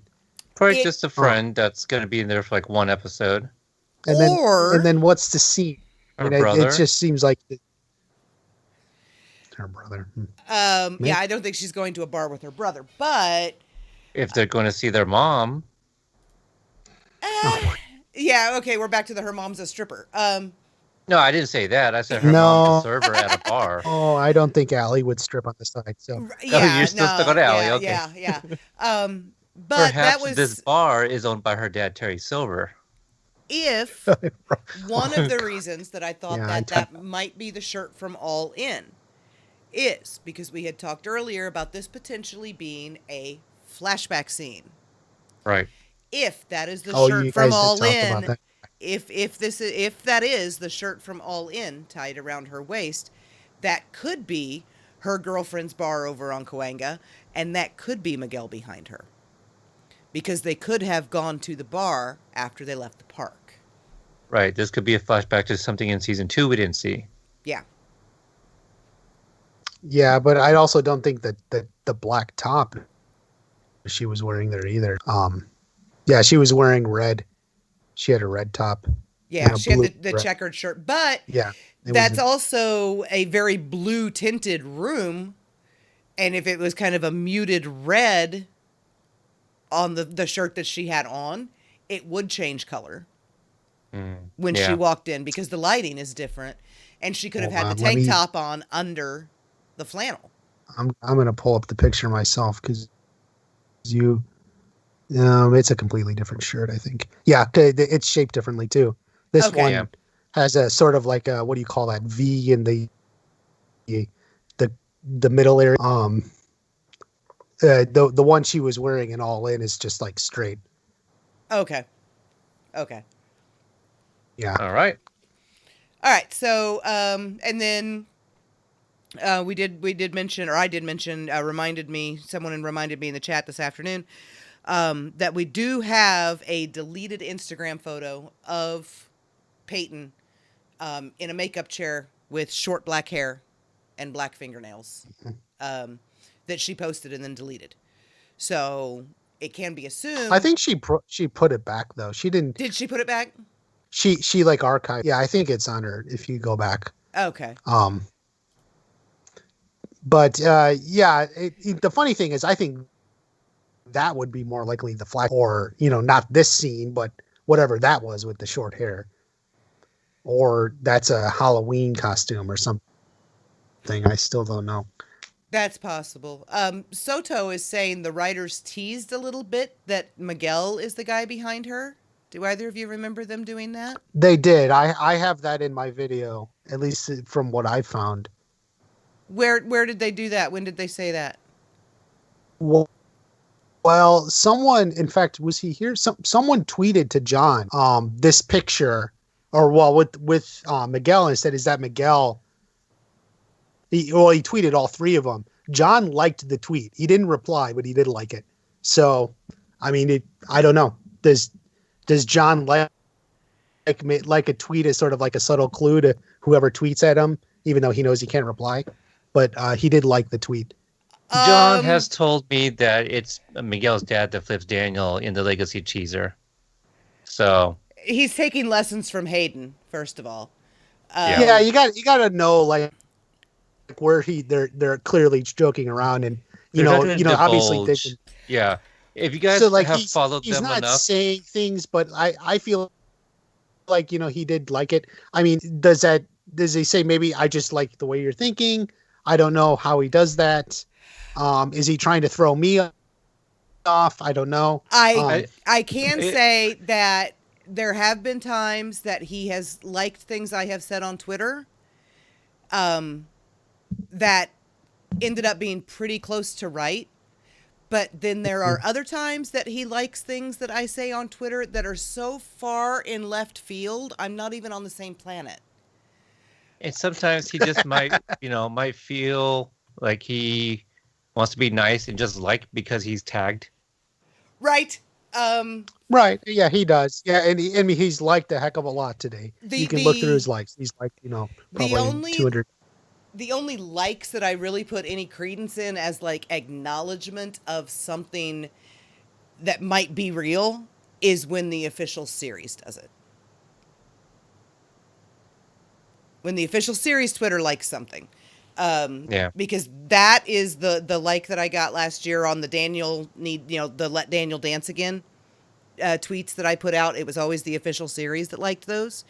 And it was the official series that liked my post about Daniel's Happy disappearing from eBay the day after they announced Daniel was going back to Okinawa. Now, whether or not that means that they bought that Happy back or they convinced the prop guy that owned it to donate it to the show, whether they just thought it was cool that somebody spent $250,000 to buy one of Ralph Macchio's costumes, I don't know. But that's who liked that one. So yeah. Okay, how many more of these do we have? We're only halfway through, guys. We need to speed up. Here we go. I'm bringing that up just because I might have to leave the two of you to finish this up if the kids call. Is the only reason I bring that up. Oh, okay. Yeah, because it's 9:14 for you. We've been on for an hour and a half now. But we're halfway through, and now we have Hawk with blood all over his hands and a Grim Reaper tattooed on his chest. Grim Reaper. Okay. And he looks so much like the rendering of Hawk from the video game at this point. Like, immediately, that's what I thought. I was like, oh my god, that's the Hawk render from the video game. He looks just like it. So... let's see, Knuckles. I mean, possibly we get kind of like the a scene that kind of mirrors the, Daniel punching the board with the Mike Barnes, flyer. This camera angle, though, that's not a board. It's not, but perhaps he knocked it down. I was thinking about that too. The angle is really weird. I mean, it could be someone, but if he's fighting someone, the person didn't fight back very well. And now we have who I am terrified. Hayden whose Schlossberg. blood. Yo. What? Uh-oh. Oh, Hayden's in the chat. Oh, damn it! Who called hello. him? Yeah, that's the photo. Okay. We totally were not talking about you. Yeah, no, just not at all. Just pretend he's not here. Absolute heart in my throat. God, please don't let this be true. If that's Johnny's blood, Johnny would not swing back on Eli. Period. He would not. Now, that I don't think so. I hope not. I don't think dojo. I hope not. But I've been so worried that it would that what's going on between those two would blow up like that. That Hawk would actually go after him. Oh, Susan's here too. Oh, Susan, Owen, and Hayden are yeah. Everyone shows up. I would say it's more likely Dimitri, and I don't think it's Dimitri, than Johnny. But just real quick, what location do you guys think this is in? Do you guys think this is the dojo? That's the dojo. Okay. That's the dojo. That's the ceiling of the dojo. I mean, because those pants. He's wearing his key.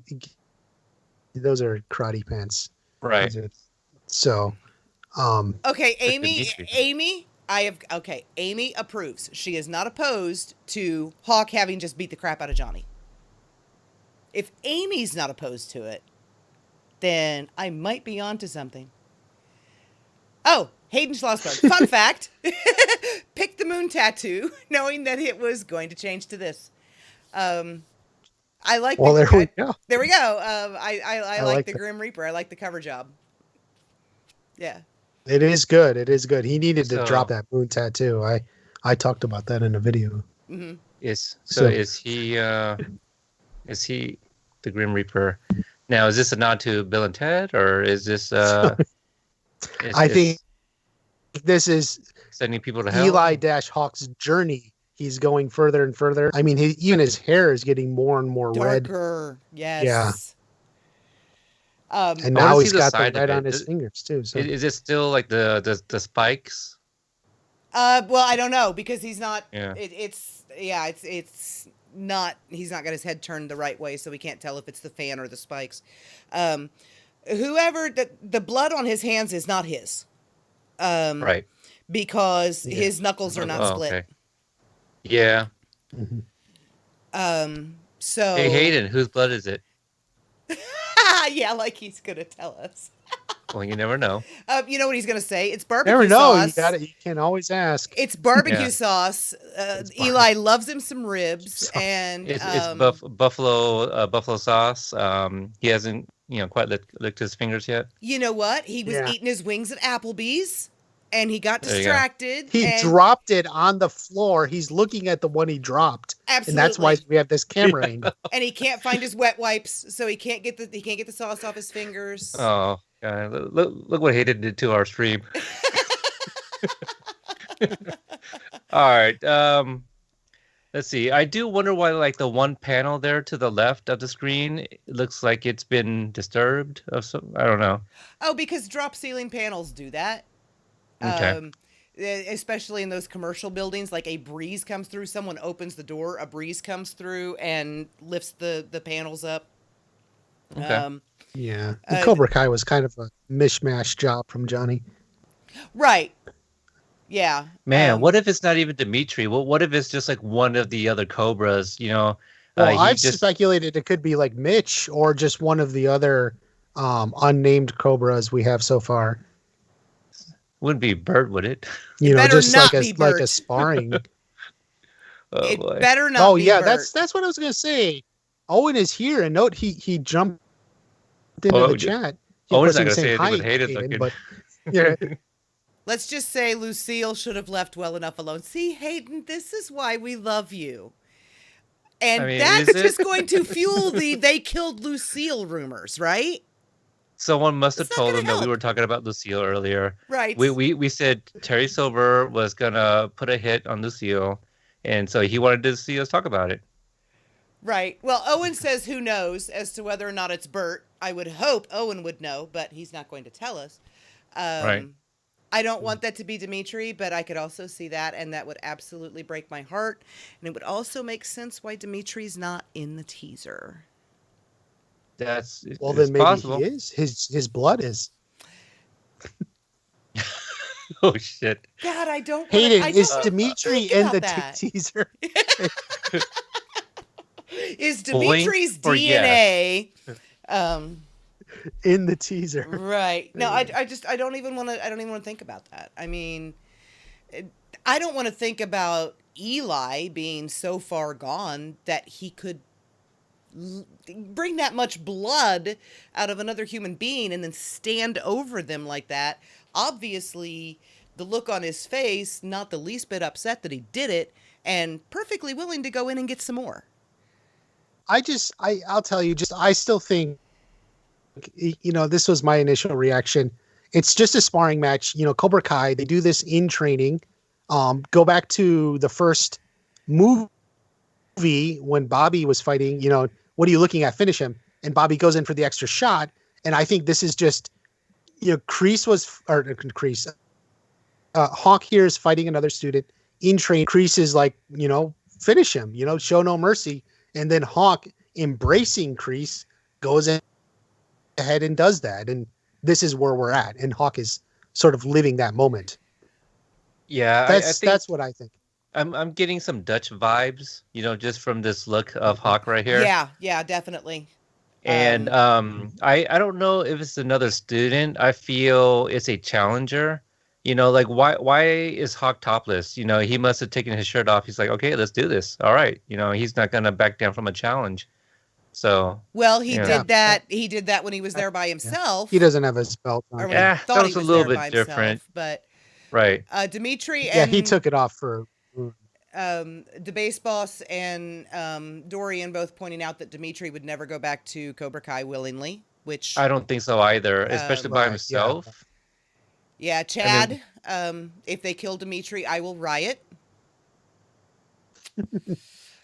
And Amy, and I agree with her. Where did it go? I don't think they'll kill Dimitri because Gianni was in the Zoom call when they got renewed for season 4. Yeah, but he looked so freaking thrilled, didn't he? Like, oh gee, oh, I'm he dead. Looked Why do I care? Right, that's right. He's the one who looked pumped. Right.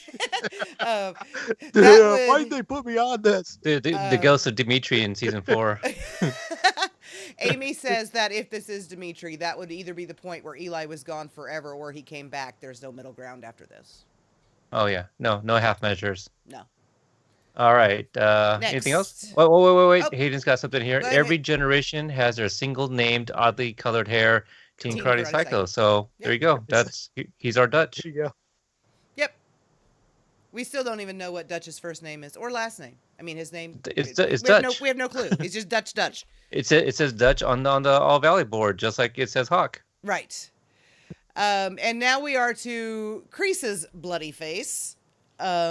This is, and a lot of people, like Jim Brony just right now said that he thinks it's Creese. Hawk is pissed at him because Miguel forgave Johnny and Daniel, and Creese wants to fight them, and he's loyal to Miguel. I don't know. I don't buy the motive there. No, I don't. And are you putting these two pictures together? Because I don't think they're not. They're not. Creese is way too dark. Yeah. Creese is in there at night, and Hawk is in there during the day. And this is why I say that, I mean, you can see the ceiling here pretty clear, and it's an exact match. Yeah. So, yeah. Yeah, each time somebody's on the ground. But see, this is, I could, now we're back to the Johnny and Daniel scene at the beginning, and I just really like the thought that Daniel gave Creese that bloody nose saving Johnny. I love it.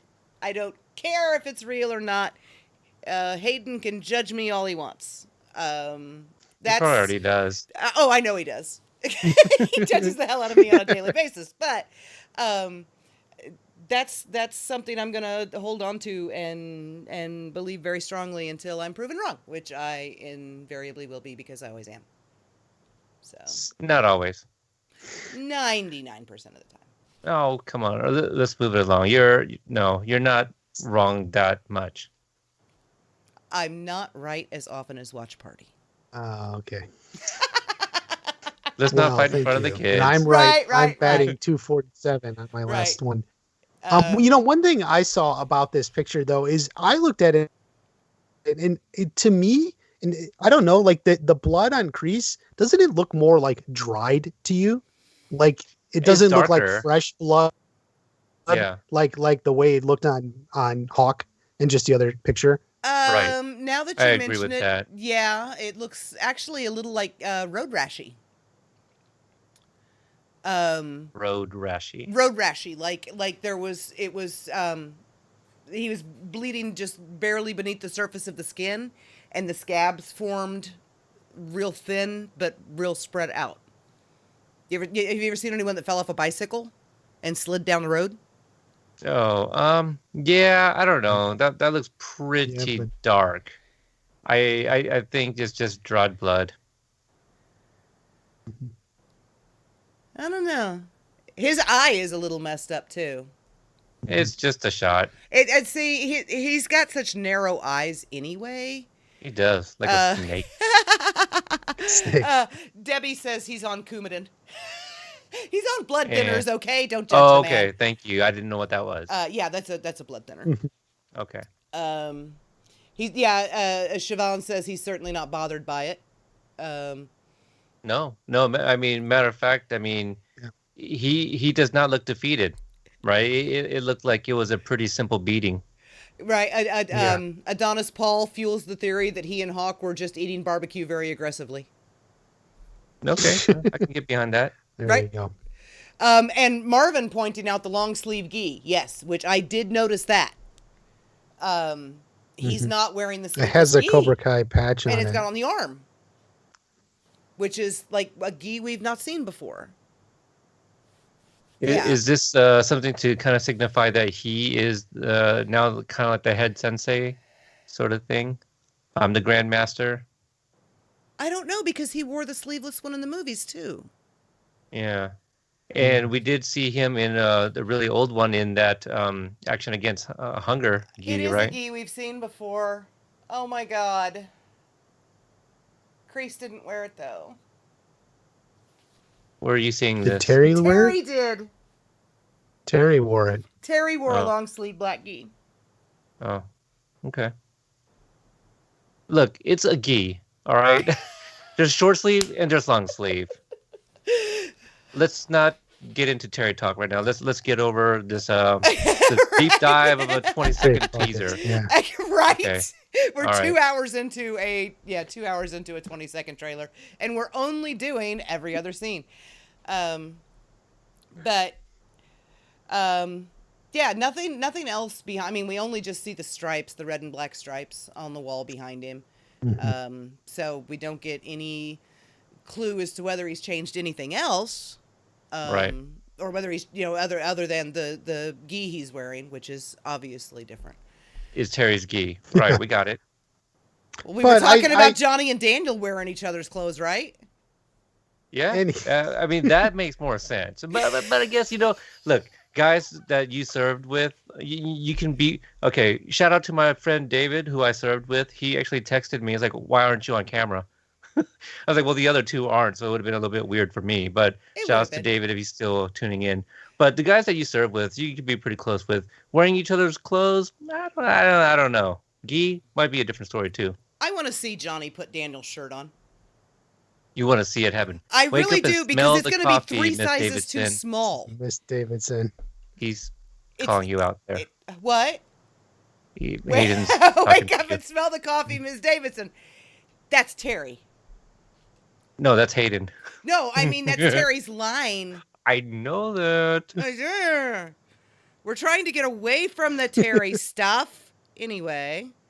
But I really Hey, do. I Hayden, want to have see, you voted on the Johnny put Banquise on yet? Daniel's shirt. Tell Hayden to go vote on the Banquise. Yes, go vote for your own episode. Go vote for your own best episode, Hayden. Shout out to Josh Hill too, 4-time Banquet nominee. Right? All 4 of his episodes got nominated. I know. It's awesome. Impressive. Okay, Yeah, so I think he's gonna get an actual like Emmy nominee. by himself without the other two? I mean, those are some pretty damn good episodes. Well, we've got to see what he does with the actual season that they'll be eligible for an Emmy with. Well, you know, if it lives up to what they keep saying it's gonna be, I'm sure it's gonna be fantastic. We got the entire best of season 3 in these 15 seconds. Are we done with Creese? Can we move on? I've been done with Creese. Okay. Creese has shown no mercy. There you go. Creese There we go. The Creese is heartbeat. thrilled The with dry yeah, blood. Yeah. Okay. So, it just Miguel, and WatchParty. I will let you point out because this is the shot from above. I'm describing it to you guys because I can see it. You can't yet. Shot from above of Miguel laying in the hospital bed with the halo on. WatchParty, point out what you pointed out on Twitter. Oh, these two people, that is not Allie Mills Schwarber. You sure? Not the one on the left? She could have colored her hair black. Have you gotten one of those comments yet? Or Ever since she started to work at the strip club that Tori's coming to visit her. yeah. That's Tori's wig is what you're saying? Or Oh my God. Oh my God, that's Tori impersonating a nurse. That was the Instagram photo that Peyton posted that we weren't supposed to see. she's gonna sneak him out of the hospital like in 206. While I got still it. in a coma. I got it. This is episode Hey guys, 306. something I just noticed looking at this shot again is, I mean, there are a lot of get well cards there. Quite a few actually. I didn't even realize that.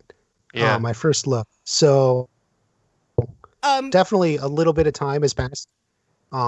Totally off topic, real quick. Jim Brony just asked, do you guys think Ralph Macchio is on The Masked Singer? They keep mentioning him on this show. Jim, I have not watched this season yet, but I will tell you for a fact, I'm going to go watch it right now, and I will be able to tell you whether or not Ralph Macchio is under one of those masks. Because he will sound like Timmy from Secret of the Nim. Yes! She'll just Yes. turn it on without I love to the listen. sound. I love to listen to Ralph sing, so I would absolutely be able to. Plus the way he stands. It's just a thing. Hayden just voted for the Banquise. Season 2, episode 10 is No mercy, not mercy. mercy. Did you put it? Oh, Kaz. Kaz made the video. Kaz is hiding as anime blood Oh, samples. no. It's 5 a.m. for Kaz. So he said he was going to bed. I forgot. Oh, okay. Yes, and Debbie knows Ralph's singing voice too, because she's just as obsessed with Timmy as I am. All right, Yeah. so yes, this is obviously not Allie, neither of these people. And this is the standard broken neck halo screwed into this poor child's skull. Sam's not the only one who's going to have scars that are going to last the rest of her life. Off and on topic, Owen doesn't think it's Ralph, and also hand rubbing. I don't think Ralph sings the way the judges think. Okay, well, I will go find out for sure, and I will tell you guys all on Twitter whether that's him or not. And Alrighty. it might be really, really freaking creepy, but I'll be right. I'm sure you will. Yeah, okay. And What next else we got scene, there? I wonder if not we can get like much. a zoom in on that monitor The one that he's hooked up to on the left side of the screen there? It's just going to have his I don't blood think there's pressure and his anything. heart rate and stuff. Yeah. I Okay. mean, his oxygen level. Yeah. So we got like what, about 8, 9, maybe 10 cards on the table, a couple flowers. Yes, some pretty daffodils over there. Do we see any octopus? Who do you think the looking cards are card? from? Cobras. It's kind of I bet you one's Cobras. from Bert. Right? Yeah, Bert, you better have sent a card. I'm gonna zoom in if you not. Oh, here we're You're being getting in yelled at to get back on subject. We're so let's back do on that. subject. Sorry, Bobby. Okay, we have paper flowers and real flowers. One of the cards is a cardboard cutout. One of them is a Valentine's card with a giant heart. One of them says believe. Not sure what we're believing in. Faith. I think Amy wants you to send her a picture of Johnny. Go back to Johnny, please. Thank you. We'll get to him in a second. We'll go back to him in a second. Faith Dryad Forever. I don't know. I need to retake that particular screenshot and see if there's any relevance to the cards. There's like the little kid from Up. It looks like, a bunch of balloons and. You know what's going to be fun is trying to talk to I think whoever. those are pansies, not daffodils. The prop master of season 3. So maybe we can get some more insight on those cards. Yeah, like is each one he picked like, oh, this person would pick out this card and this person would pick out that card. Yeah. What if it's Johnny every time he came to see Miguel?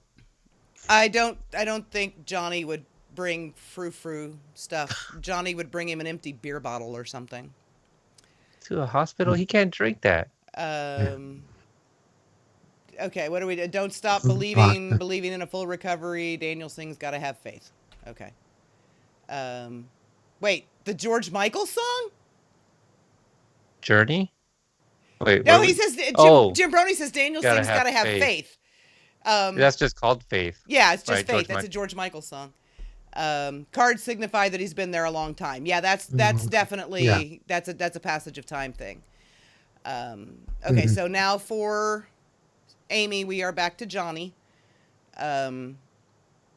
First thing to point out here, this is the same outfit that he's wearing in jail. So this is either immediately before or immediately after he gets his ass out of jail. Right. So he still has the what are those strips called? Oh, again? he has. Look at the at the top. Yeah, you can't see him. So I think they were under his bangs. Yeah. So so there goes my theory of him headbutting somebody on his way out of jail. Yeah, I think they were under his bangs when he was leaning against the bars. So, so do you think he got arrested before going to the hospital, or did he go to the hospital and then go get piss-ass drunk and get himself arrested afterwards? That's the way I'm looking. Yeah, both of them are truly possible. So I think he gets arrested afterwards. Yeah. So this because he goes home after this and gets drunk after seeing Miguel, right? That would make sense. Yeah. That would make sense. But whoever beat the shit out of him has already done it. Quite a while ago.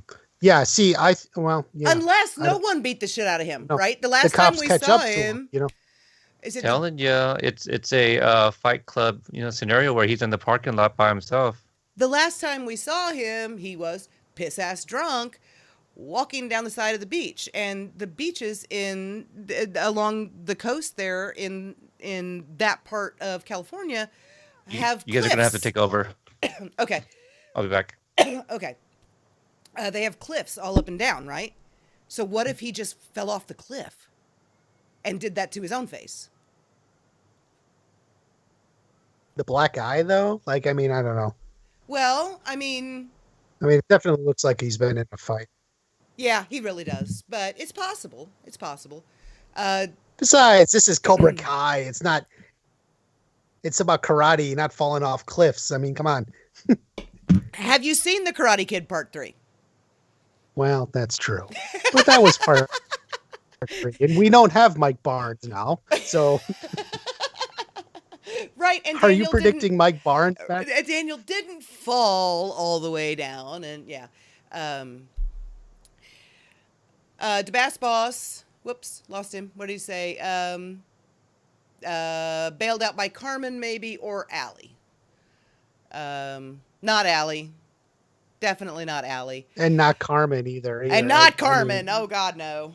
Yeah. Yeah, he's not going. See, I say he's not going anywhere with Carmen at the moment because she never wants to see him again. I was sitting here wondering who does Johnny know? Like, whose phone number does he to even call? Honestly, no, yeah, Daniel. Yeah, that's what I was trying to think. Does he know or have Daniel's number? Maybe he got it. I don't know. Or he could just tell him, call that LaRusso guy. If he's like the only guy he knows. He absolutely has Daniel's phone number because he was going to call him. The morning, the morning before Daniel showed up and kicked his door in, he was getting ready to call him and tell him where Sam was. Unless he just assumed Robbie had the number. I mean, Robbie or, Sam would obviously have it too, but I don't know. But yeah, I mean, I guess because I can see Johnny though in the point, and it's like the only person he can think to reach out to is Daniel. I don't know. We've also got Will saying Bobby, Debbie saying Bobby and Jimmy. Hayden says he'd call Cutter. I think whether or not he called Cutter would depend on whether or not he ever actually paid Cutter's bar tab, because Cutter may not be, inclined to do him another favor if Johnny never actually ponied up the money to pay off his tab. True. He could call Bobby too. But I do think he has Daniel's phone number because if nothing else, when we did our review of the episode, Peter and I, if nothing else, Daniel's card would have been in the car when he gave it to him. So, yeah. I mean, you can always say call LaRusso Auto or something too. Right. Yeah. Okay, Adonis Paul throwing out that Terry Silver bails him out. DeBass Boss could be anyone. Oh my God, I'm confused now. Exactly. This is just like the discussion earlier on your channel about who dies. Everyone. Johnny's calling everyone for bail. Maybe he runs into Dutch while he's there. No, he doesn't go to Lompoc, but that would be funny. Yeah.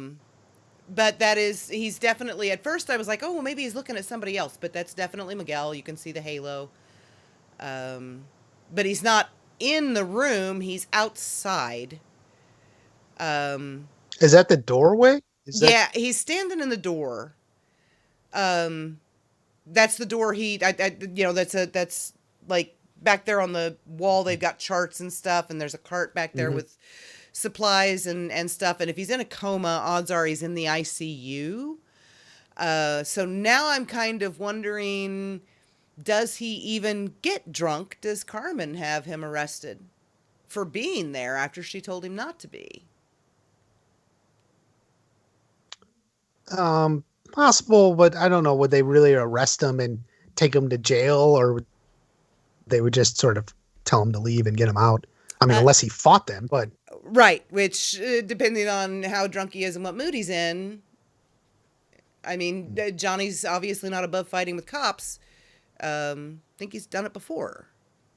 So, I still think seeing Miguel here puts him in a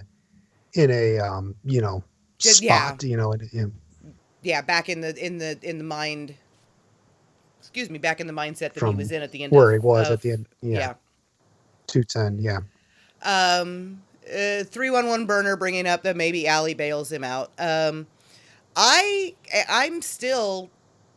know that there are people in the season that we do not see in the trailer, obviously because we don't see Dimitri. Right. I am still holding on by my fingernails to my hope that Allie Mills is not in season 3. I am holding on to it with every shred of life I have left in me. Sigh of relief. You didn't see her working on Miguel there. Right. Not Allie. Right? Like, oh my God, it's not Allie. Yeah.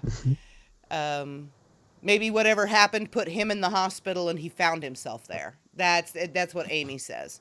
But then I think he would be... I mean, unless Daniel brought him a change of clothes when he picked him up from jail, which I don't think they're that good of buddies yet. Yeah, he gets into his apartment. I don't know. Well, we know that Daniel knows how to open Johnny's apartment door. You can literally put your foot right through it. That is true. That is true. Yeah. Yeah. Cheap wood. Put your foot right through it. I mean, but kicking through it to come find Sam versus kicking through it to give Johnny a change of underwear. Right. Go get Johnny some clean underwear, Daniel. I don't know if Daniel could muster the strength for that. Right. Or the strength or the desire, either one. He's like, I'm not going through Johnny's underwear drawer. Okay. So then we've got this one, and we are very close to the end here. And it's just another shot of not Allie working on Miguel in the bed. He's got ECG leads on his chest. He's got the, God, I can't even imagine what a halo feels like screwed into your skull. That friend of mine that broke his neck and that wore one, he said he didn't feel it, but I can't even imagine. He got used to it, he had to wear at some point, I guess you just shut off your nerves. Yes. Jim Brony. I don't know anything about it. Elizabeth Shue left the boys because they killed her character off in the season finale of season 1. I seriously doubt she would have left a starring role on another streaming platform for a 1, possibly 2-time guest shot on a show that at the time was airing on YouTube. Plus, she's got another show she's on right now, right? Yeah, I think she's on a lot. Yeah. I think the character was never intended to survive. Okay, Amy says he can just wear Daniel's underwear, except for the fact that Daniel's wearing it. So, moving right along. Oh, boy. And then we're going to go ahead, because there's really nothing to evaluate or anything in this one. First impression, oh my God, that's Johnny Cade. Absolutely. Just the look on his face, and it's not shot from the same angle even. It actually is more, because in The Outsiders, you saw Johnny's face more like this when he was reflected up in the mirror than when he was actually laying on his back. But just, it may be, and when we interviewed Sholo, he was talking about getting his braces off, and he lost his retainer, and then he was like, so my teeth are a mess again. And oh yeah, I remember that. Yeah, his little teeth are crooked again. But this just very, very much screamed to me like the opposite of Johnny Cade, but very much Johnny Cade vibes. He very strongly resembles Ralph here, whether they intended it that way or not. But these guys are kind of geniuses. Don't tell Hayden I said that. So anything that reminds you of anything, I think is probably likely intentional. So, and yes, Miguel is alive, because for some reason people thought he wasn't. It was debatable. I mean, although people kept telling me he's alive, so I don't know. All I say is I like the moment where he wakes up. It almost resembles the shot I put in one of my videos, Will Miguel Live, where I sort of put awake eyes on him. Oh, you put the fake eyeballs. It was so creepy, though. Yeah, I know. Your fake eyeballs. And another one. They were his eyeballs, by the way. I just took them from another shot. So they were his real eyes. Oh, I'm sorry. I'm laughing at what Amy said. Amy, I did, and you're right. But I'm not going to go any beyond that. Anybody who wants to see what she said can go look at the chat. See it about his lips. Yeah. We were talking earlier about, whether or not Hurwitz likes comments that mean something, whether he's acknowledging them, they might be true, that kind of thing. Someone had mentioned to me that this scene reminded them of Bella waking up in Twilight, and I know Hurwitz liked that. And for some reason, I just doubt that they it's intentionally... like Jon Snow when Jon Snow woke up in Game of Thrones after being dead through a season break. This is similar to that too. Yeah, but I mean, he liked the comment about it reminding someone of Twilight, and I don't think that was done intentionally. Lori Lombos asking if Tori is left-handed. Don't know. Sam and Amanda are, but I don't know if Tori is. Do you? I don't think Tori is. Mostly, I know that from your interview, Tito and Janelle, because they specifically talked about how Mary was left-handed. I imagine if Peyton were too, they would have talked about that. Oh, yeah. I only knew that Sam and Mary, therefore, Sam writes with her left hand. So does Amanda. And they both eat with their left hand, too. There you go. Okay. Hayden, to me, can't wait for you to see the scene where Daniel tends to Johnny's wounds, washes him in the bath, and then gives him some of his own clothes to wear. Hayden, you've got it backwards. That's the scene Amy wants to see. I want that in reverse. I think there's some of this. Well, you did see him. Certainly they wear a bathrobe first and strut around a little bit, and then he gives them clothes to wear, I imagine. Right? I think that Johnny accidentally putting on Daniel's shirt for whatever reason would be hilarious because it would be 3 sizes too small. But this is also, you have to realize that Hayden on Twitter the other day, someone asked if LaRusso would ever be canon, and he said it depended on whether you wanted hardcore porn or soft. Oh, yes, and that is from Hayden. Right. And then he described hardcore porn and soft. So I saw it. I was there. You guys, you have no idea how lucky we are to have showrunners this amazing. We could have showrunners like Paramount, who sue their fans for writing fan fiction and making fan art and doing fan videos. We could have ones like Supernatural, who do the exact opposite on the show of everything the fans have been begging them for 15 years. These guys like us. They don't sue us. They probably do the opposite, but that's just because they had it planned that way all along. They don't do it mean-spiritedly. And for showrunners to acknowledge ship and fan fiction the way they do is amazing. We are so freaking lucky.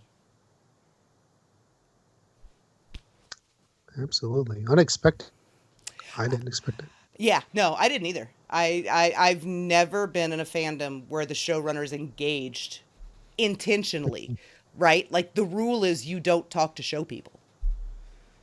And it took me a good year and a half before I could get past that mental block. It's like, but the show people are talking to us. This is backwards. But, you gotta love it. So, we're very, very lucky. All right, so here we go. One of 2 announcements that we got today. Season 3, only on Netflix, January 8th, 2021. Any thoughts on that release date, Mr. WatchParty, sir? Just that it's good and that it's about as close as knowing it was going to be in 2021. Even I was thinking it may not be till March or April. So, seeing it up front early January, definitely it's sooner than later, which I think everyone wanted. So, right. Jean Kirk had just made a video yesterday, actually, about how he thought it was going to be back to April again. And then there were a lot of people who were like, oh, well, maybe, the Heartbeat video they're going to push it into 2020. I never thought they were going to pull it into 2020. Because when Netflix commits to a release date, even an approximate one. They don't move it up. At least not that I've ever seen. I've never seen them release something early. Amazon does that all the time. But I've never seen Netflix do that. And if there's going to be a veritable desert of entertainment content through January and February, and probably fairly into March. So Cobra Kai is like the only thing they have that they can just drop into that spot. Right. It always made sense like that. Right. Whereas if they waited till April, they would be dropping it with the shows that have started filming now. Like, Stranger Things has resumed filming and, things like that. I don't think that it would do anybody any favors for them to drop Stranger Things and Cobra Kai at anything even close to the same schedule. Because they're going to cancel each other out. Excuse me. So they've got that big gap, but they needed to fill it. And I like January 8th. I'd be happier with January 1st. But I'll take the 8th. I'm not going to complain. Yeah, I'll take the 8th. I think it makes sense. And like, I guess the 1st, they wouldn't drop it that day just because of the holiday and everything, the New Year. So, yeah, the 8th makes sense, I think. Yeah. Basically. Yeah. Bobby Digital, guys, what if we get season 3 in January and season 4 in April? Well, that would be the next news that we got. Season 4 in training. And Hayden and Hurwitz and Josh have all, in their own way, confirmed that they're writing. John came right out and said that they are partway through episode 8 of season 4. Episode 8. So I don't think they're going to be able to get it written and filmed, but okay, so for them to be on episode, okay, here, let me think about this. Not for April, they could have it. When we were in Atlanta last year, Michael was revising episode 4 of season 3, and he was either in the process of writing or getting ready to write episode 9, and that was August 30th. And they were, so August 30th, they filmed from September 2nd through December 6th. So that's what, October, November, December, that's 3 months. So if they are already on episode 8, they are roughly the end of August right now, which means if they start filming shortly, they could be done by the end of January. But it's a little cold in Georgia. Yeah. Well, he said they're outlining it, so I don't know how many scripts they've written. They have the outlines. So, breaking the story. You missed Hayden's a LaRusso shipper. Yeah. Oh, I think that's a secret. Is that supposed to be a secret? No, that's not a secret. But we're just trying to figure out. No, but Hayden revealed Daniel is going to bathe Johnny and dress him. So yeah, in his clothes. An exclusive spoiler for Cobra Kai Kompanion. Yes. Yeah. Oh well. Thank you. Is this going to be like a scene from Coming to America? The royal is clean, Your Highness. No, or I told him that he had it backwards though, because he said that was for me, and I said no, that one's for Amy. I want it the other way around. But so now we were just discussing. Amy says she was told there would be no math. We're trying to figure out if they are up to writing episode 8 right now. Could they be done and have season 4 ready to go by April? But there's another issue with that. So I'm going to say no. I'm going to say no. If they did that, If they release season 4 before June, they will have 2 seasons in Emmy contention. They would be competing against themselves. They won't do it. Well, hold on now. I mean, Yeah, they won't do did you guys even question what's the state of the filming right now in Atlanta? Well, Stranger Things is back. Back how? They're filming again. Well, they were aren't on the they? set shooting. Yeah, they were shooting. They've been, whether they started like yesterday or Bye, Owen. I've read maybe they started like a few days. That But Owen. Thanks for coming in, Owen. Yeah, Amy says it's partially open. There's the issue that filming in Atlanta is only partially open right now. Okay, interesting. Right. We are friends with the Upside Down podcast. Maybe I can get some insight from them as to whether they're actually back on set or maybe doing outside shots. If they've heard anything, because they would come to me if they had questions about Cobra Kai. So kind of the same thing. We're very similar. I mean, I'm not even like a big. I think it may have been actually Mr. Fruit was talking about it on Twitter, because I'm not a big follower of. I don't follow any Stranger Things blogs or anything like that. Neither do I. It's Cobra Kai. But I know Mr. Fruit is a really big. I retweeted it yesterday. Did you see that? What I retweeted? I saw you say that the Stranger Things fandom needs you. And we had a discussion about it. Oh, but hey, Will, I never left. Yeah, that's we were talking about whether or not it was they were on take 79. Set. Yeah. Right. Yep. It was roll 9, scene 819, take 79. Yeah. Oh, yeah, I do remember that. Yep. But this is where we are. This production's up somewhat, but yeah, like I said, they wouldn't put it in the first half of the year. If they did season 4 2021, I would say late half.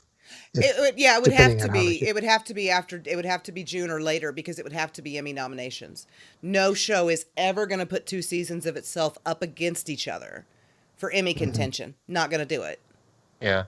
I mean, even if I suspect they probably won't shoot until the new year. I think they may wait. Zoom has gotten really good with these background filters, so they could film that way too. I don't think they're quite that good. I was just really happy that Ralph picked the background of Ralph on the deck out over the lake and not Noah. I noticed that too.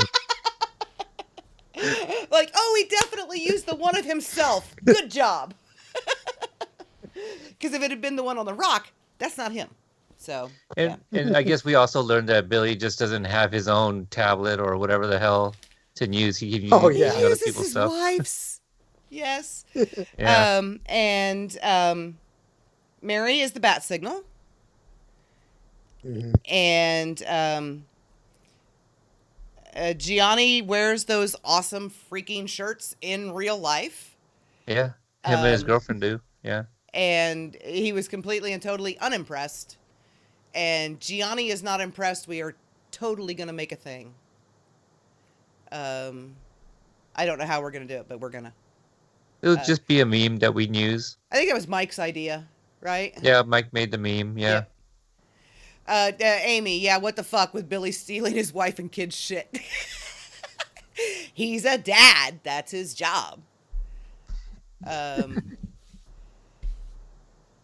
Did we give a shout out to Josh Hield, doing his movie? Not yet, no. He was amazing. Yeah, nominated. He was amazing. Oh, yeah. That was totally him. Yeah. I saw all the sweats that he was wiping off at the end of that video. Right? All of it. I mean, that absolutely just proves he is not a CGI generated, mass projected hallucination from Hayden and Hurwitz's mind. It did look like a Shroom episode. It really did. Yeah. He may have dropped a little acid, it's Hollywood. Just a little. It's a just thing. A little. I've seen Guantanamo Bay. I've seen that episode or that installment. Yes. With MPH in the backseat. Yes. Oh. All right. Season 4, yes, confirmed. Everybody was so excited to see the teaser that we forgot that season 4 was literally confirmed, even though it said that season 4 in training. Yes, and for myself personally, it's nice to have the confirmation. I actually never doubted it, and I will. I mean, yeah, Hayden might be here, and I may make a complete and absolute utter fool of myself, right? The whole reason, is he still here? I don't know. The whole reason they left YouTube was because YouTube was going to cancel them after season 3. Why would they go to Netflix without a guaranteed season 4 in the first place? Exactly. I mean, and I knew they couldn't say anything, exactly. but that just and that made was sense. And Sony had said that in the very beginning that Sony was looking for a place that would renew for a season 4. Yes. Like that was in the very beginning that we knew that. So that was what Sony was looking for. So yeah. It was part of the negotiation. Right. You know, they mentioned that in all of the early articles, but then once they got picked up by Netflix, it wasn't brought up again. And when we tried to, we asked them if we could ask them that question, they told us no. So, yeah, they wouldn't be able to answer it. But yeah, them getting renewed for season 4, I think, was never in doubt. I think they were actually renewed for season 4 way back on June 20th. I think they were just holding, or 22nd, right? I think they were just holding the announcement to see how it went over, and I think we can all agree that it has gone over rather well. Yeah, it's breaking all types of records. I mentioned that on something recently. So, yeah, it was didn't I do did I do something last night? Stream you did quick? 2 somethings last night. You ended up on a live stream with Khalil. Oh, yeah. That was right before my shower. So I was like, did he just send me a request? Because I've never seen that before. Actually, we did 3 somethings last night. You and I streamed. You ended up on Khalil's stream, and then you did a Twitter live of your own. What stream did we do? The heartbeat? Oh, my God. Oh, holy cow. Okay. Look, it's been a crazy week. It's been a long day. It's been literally a long day. It's been a long week today. It has been... Look, there's 10 days in a week now, 12 hours a day. It's crazy. Yeah, it is. So Bobby Digital up here saying, Brianna, did you notice how there was no mention of Okinawa in this teaser? That's so significant. I did notice that. We mentioned that at the beginning. Yeah, we talked about it at the top of the show there. Nope, we probably exhausted everything. I think so. I think we got 2.5 hours out of 20 seconds. Holy cow. All right. So that's pretty impressive. And we're just getting started. Just getting started. All right, rewind that baby. Wait until we have a full 45-second trailer. Oh my God, we will be here for 6 days.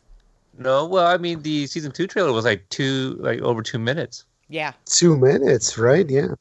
Yeah. And how long was that one? Oof. I don't know. Like an hour.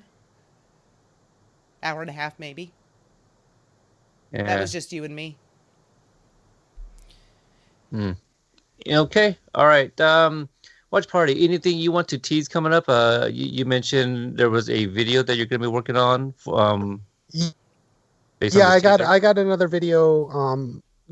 Based on the teaser. I talked some about that. I'll bring up in the video. So hopefully I'll have that out tomorrow. It's recorded. I started editing it. So, nice. Hey, you guys keep talking. You guys keep talking. I will be back very shortly. Okay. Maybe her kids are calling now. So that, and then I may do a follow-up video. I think, obviously we were talking a lot about what happens to Johnny. We see him beat up. I'm going to talk a little bit about the fight I think Johnny's going to get in. Okay. So we'll see what happens there. That'll be another video. What today? Today's Friday, right? Yeah. Probably next week, sometime it'll hit up. Okay. Let's see here. For those that are tuning in still, we did finally put the video with our interview with Stacey Hartman, writer from Cobra Kai. So that's up.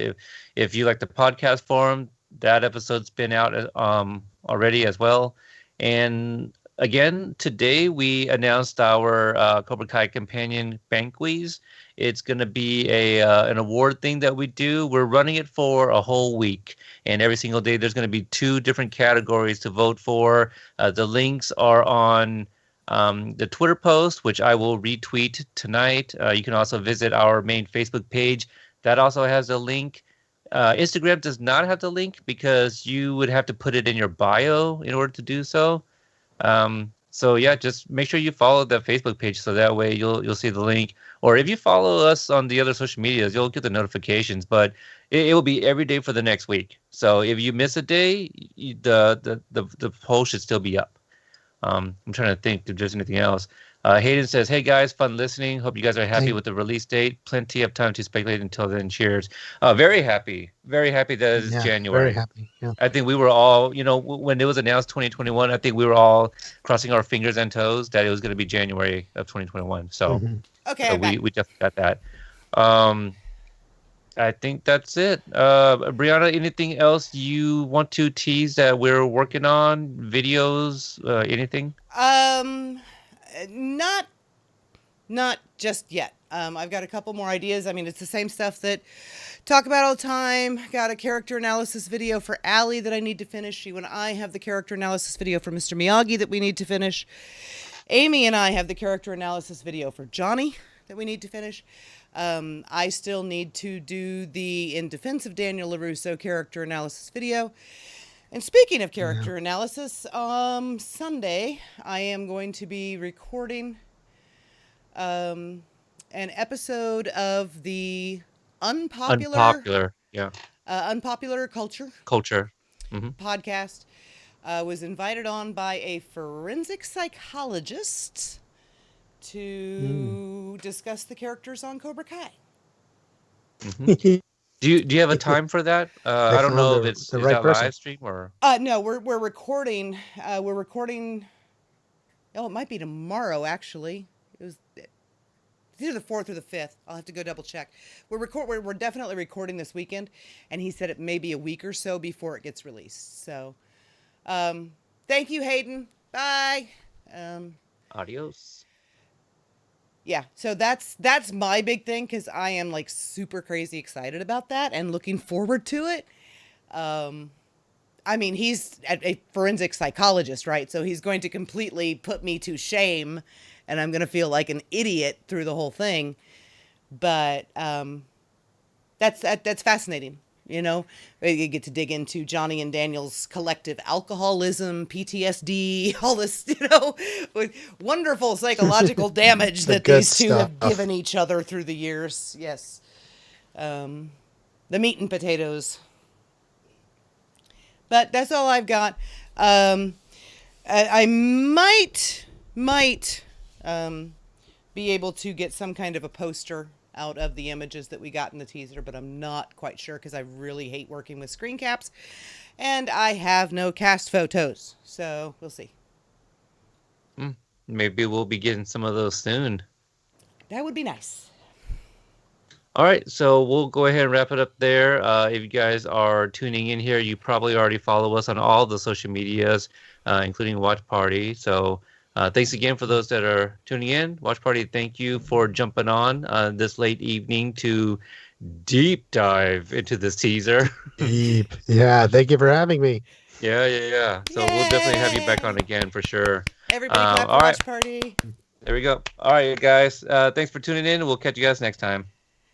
Bye.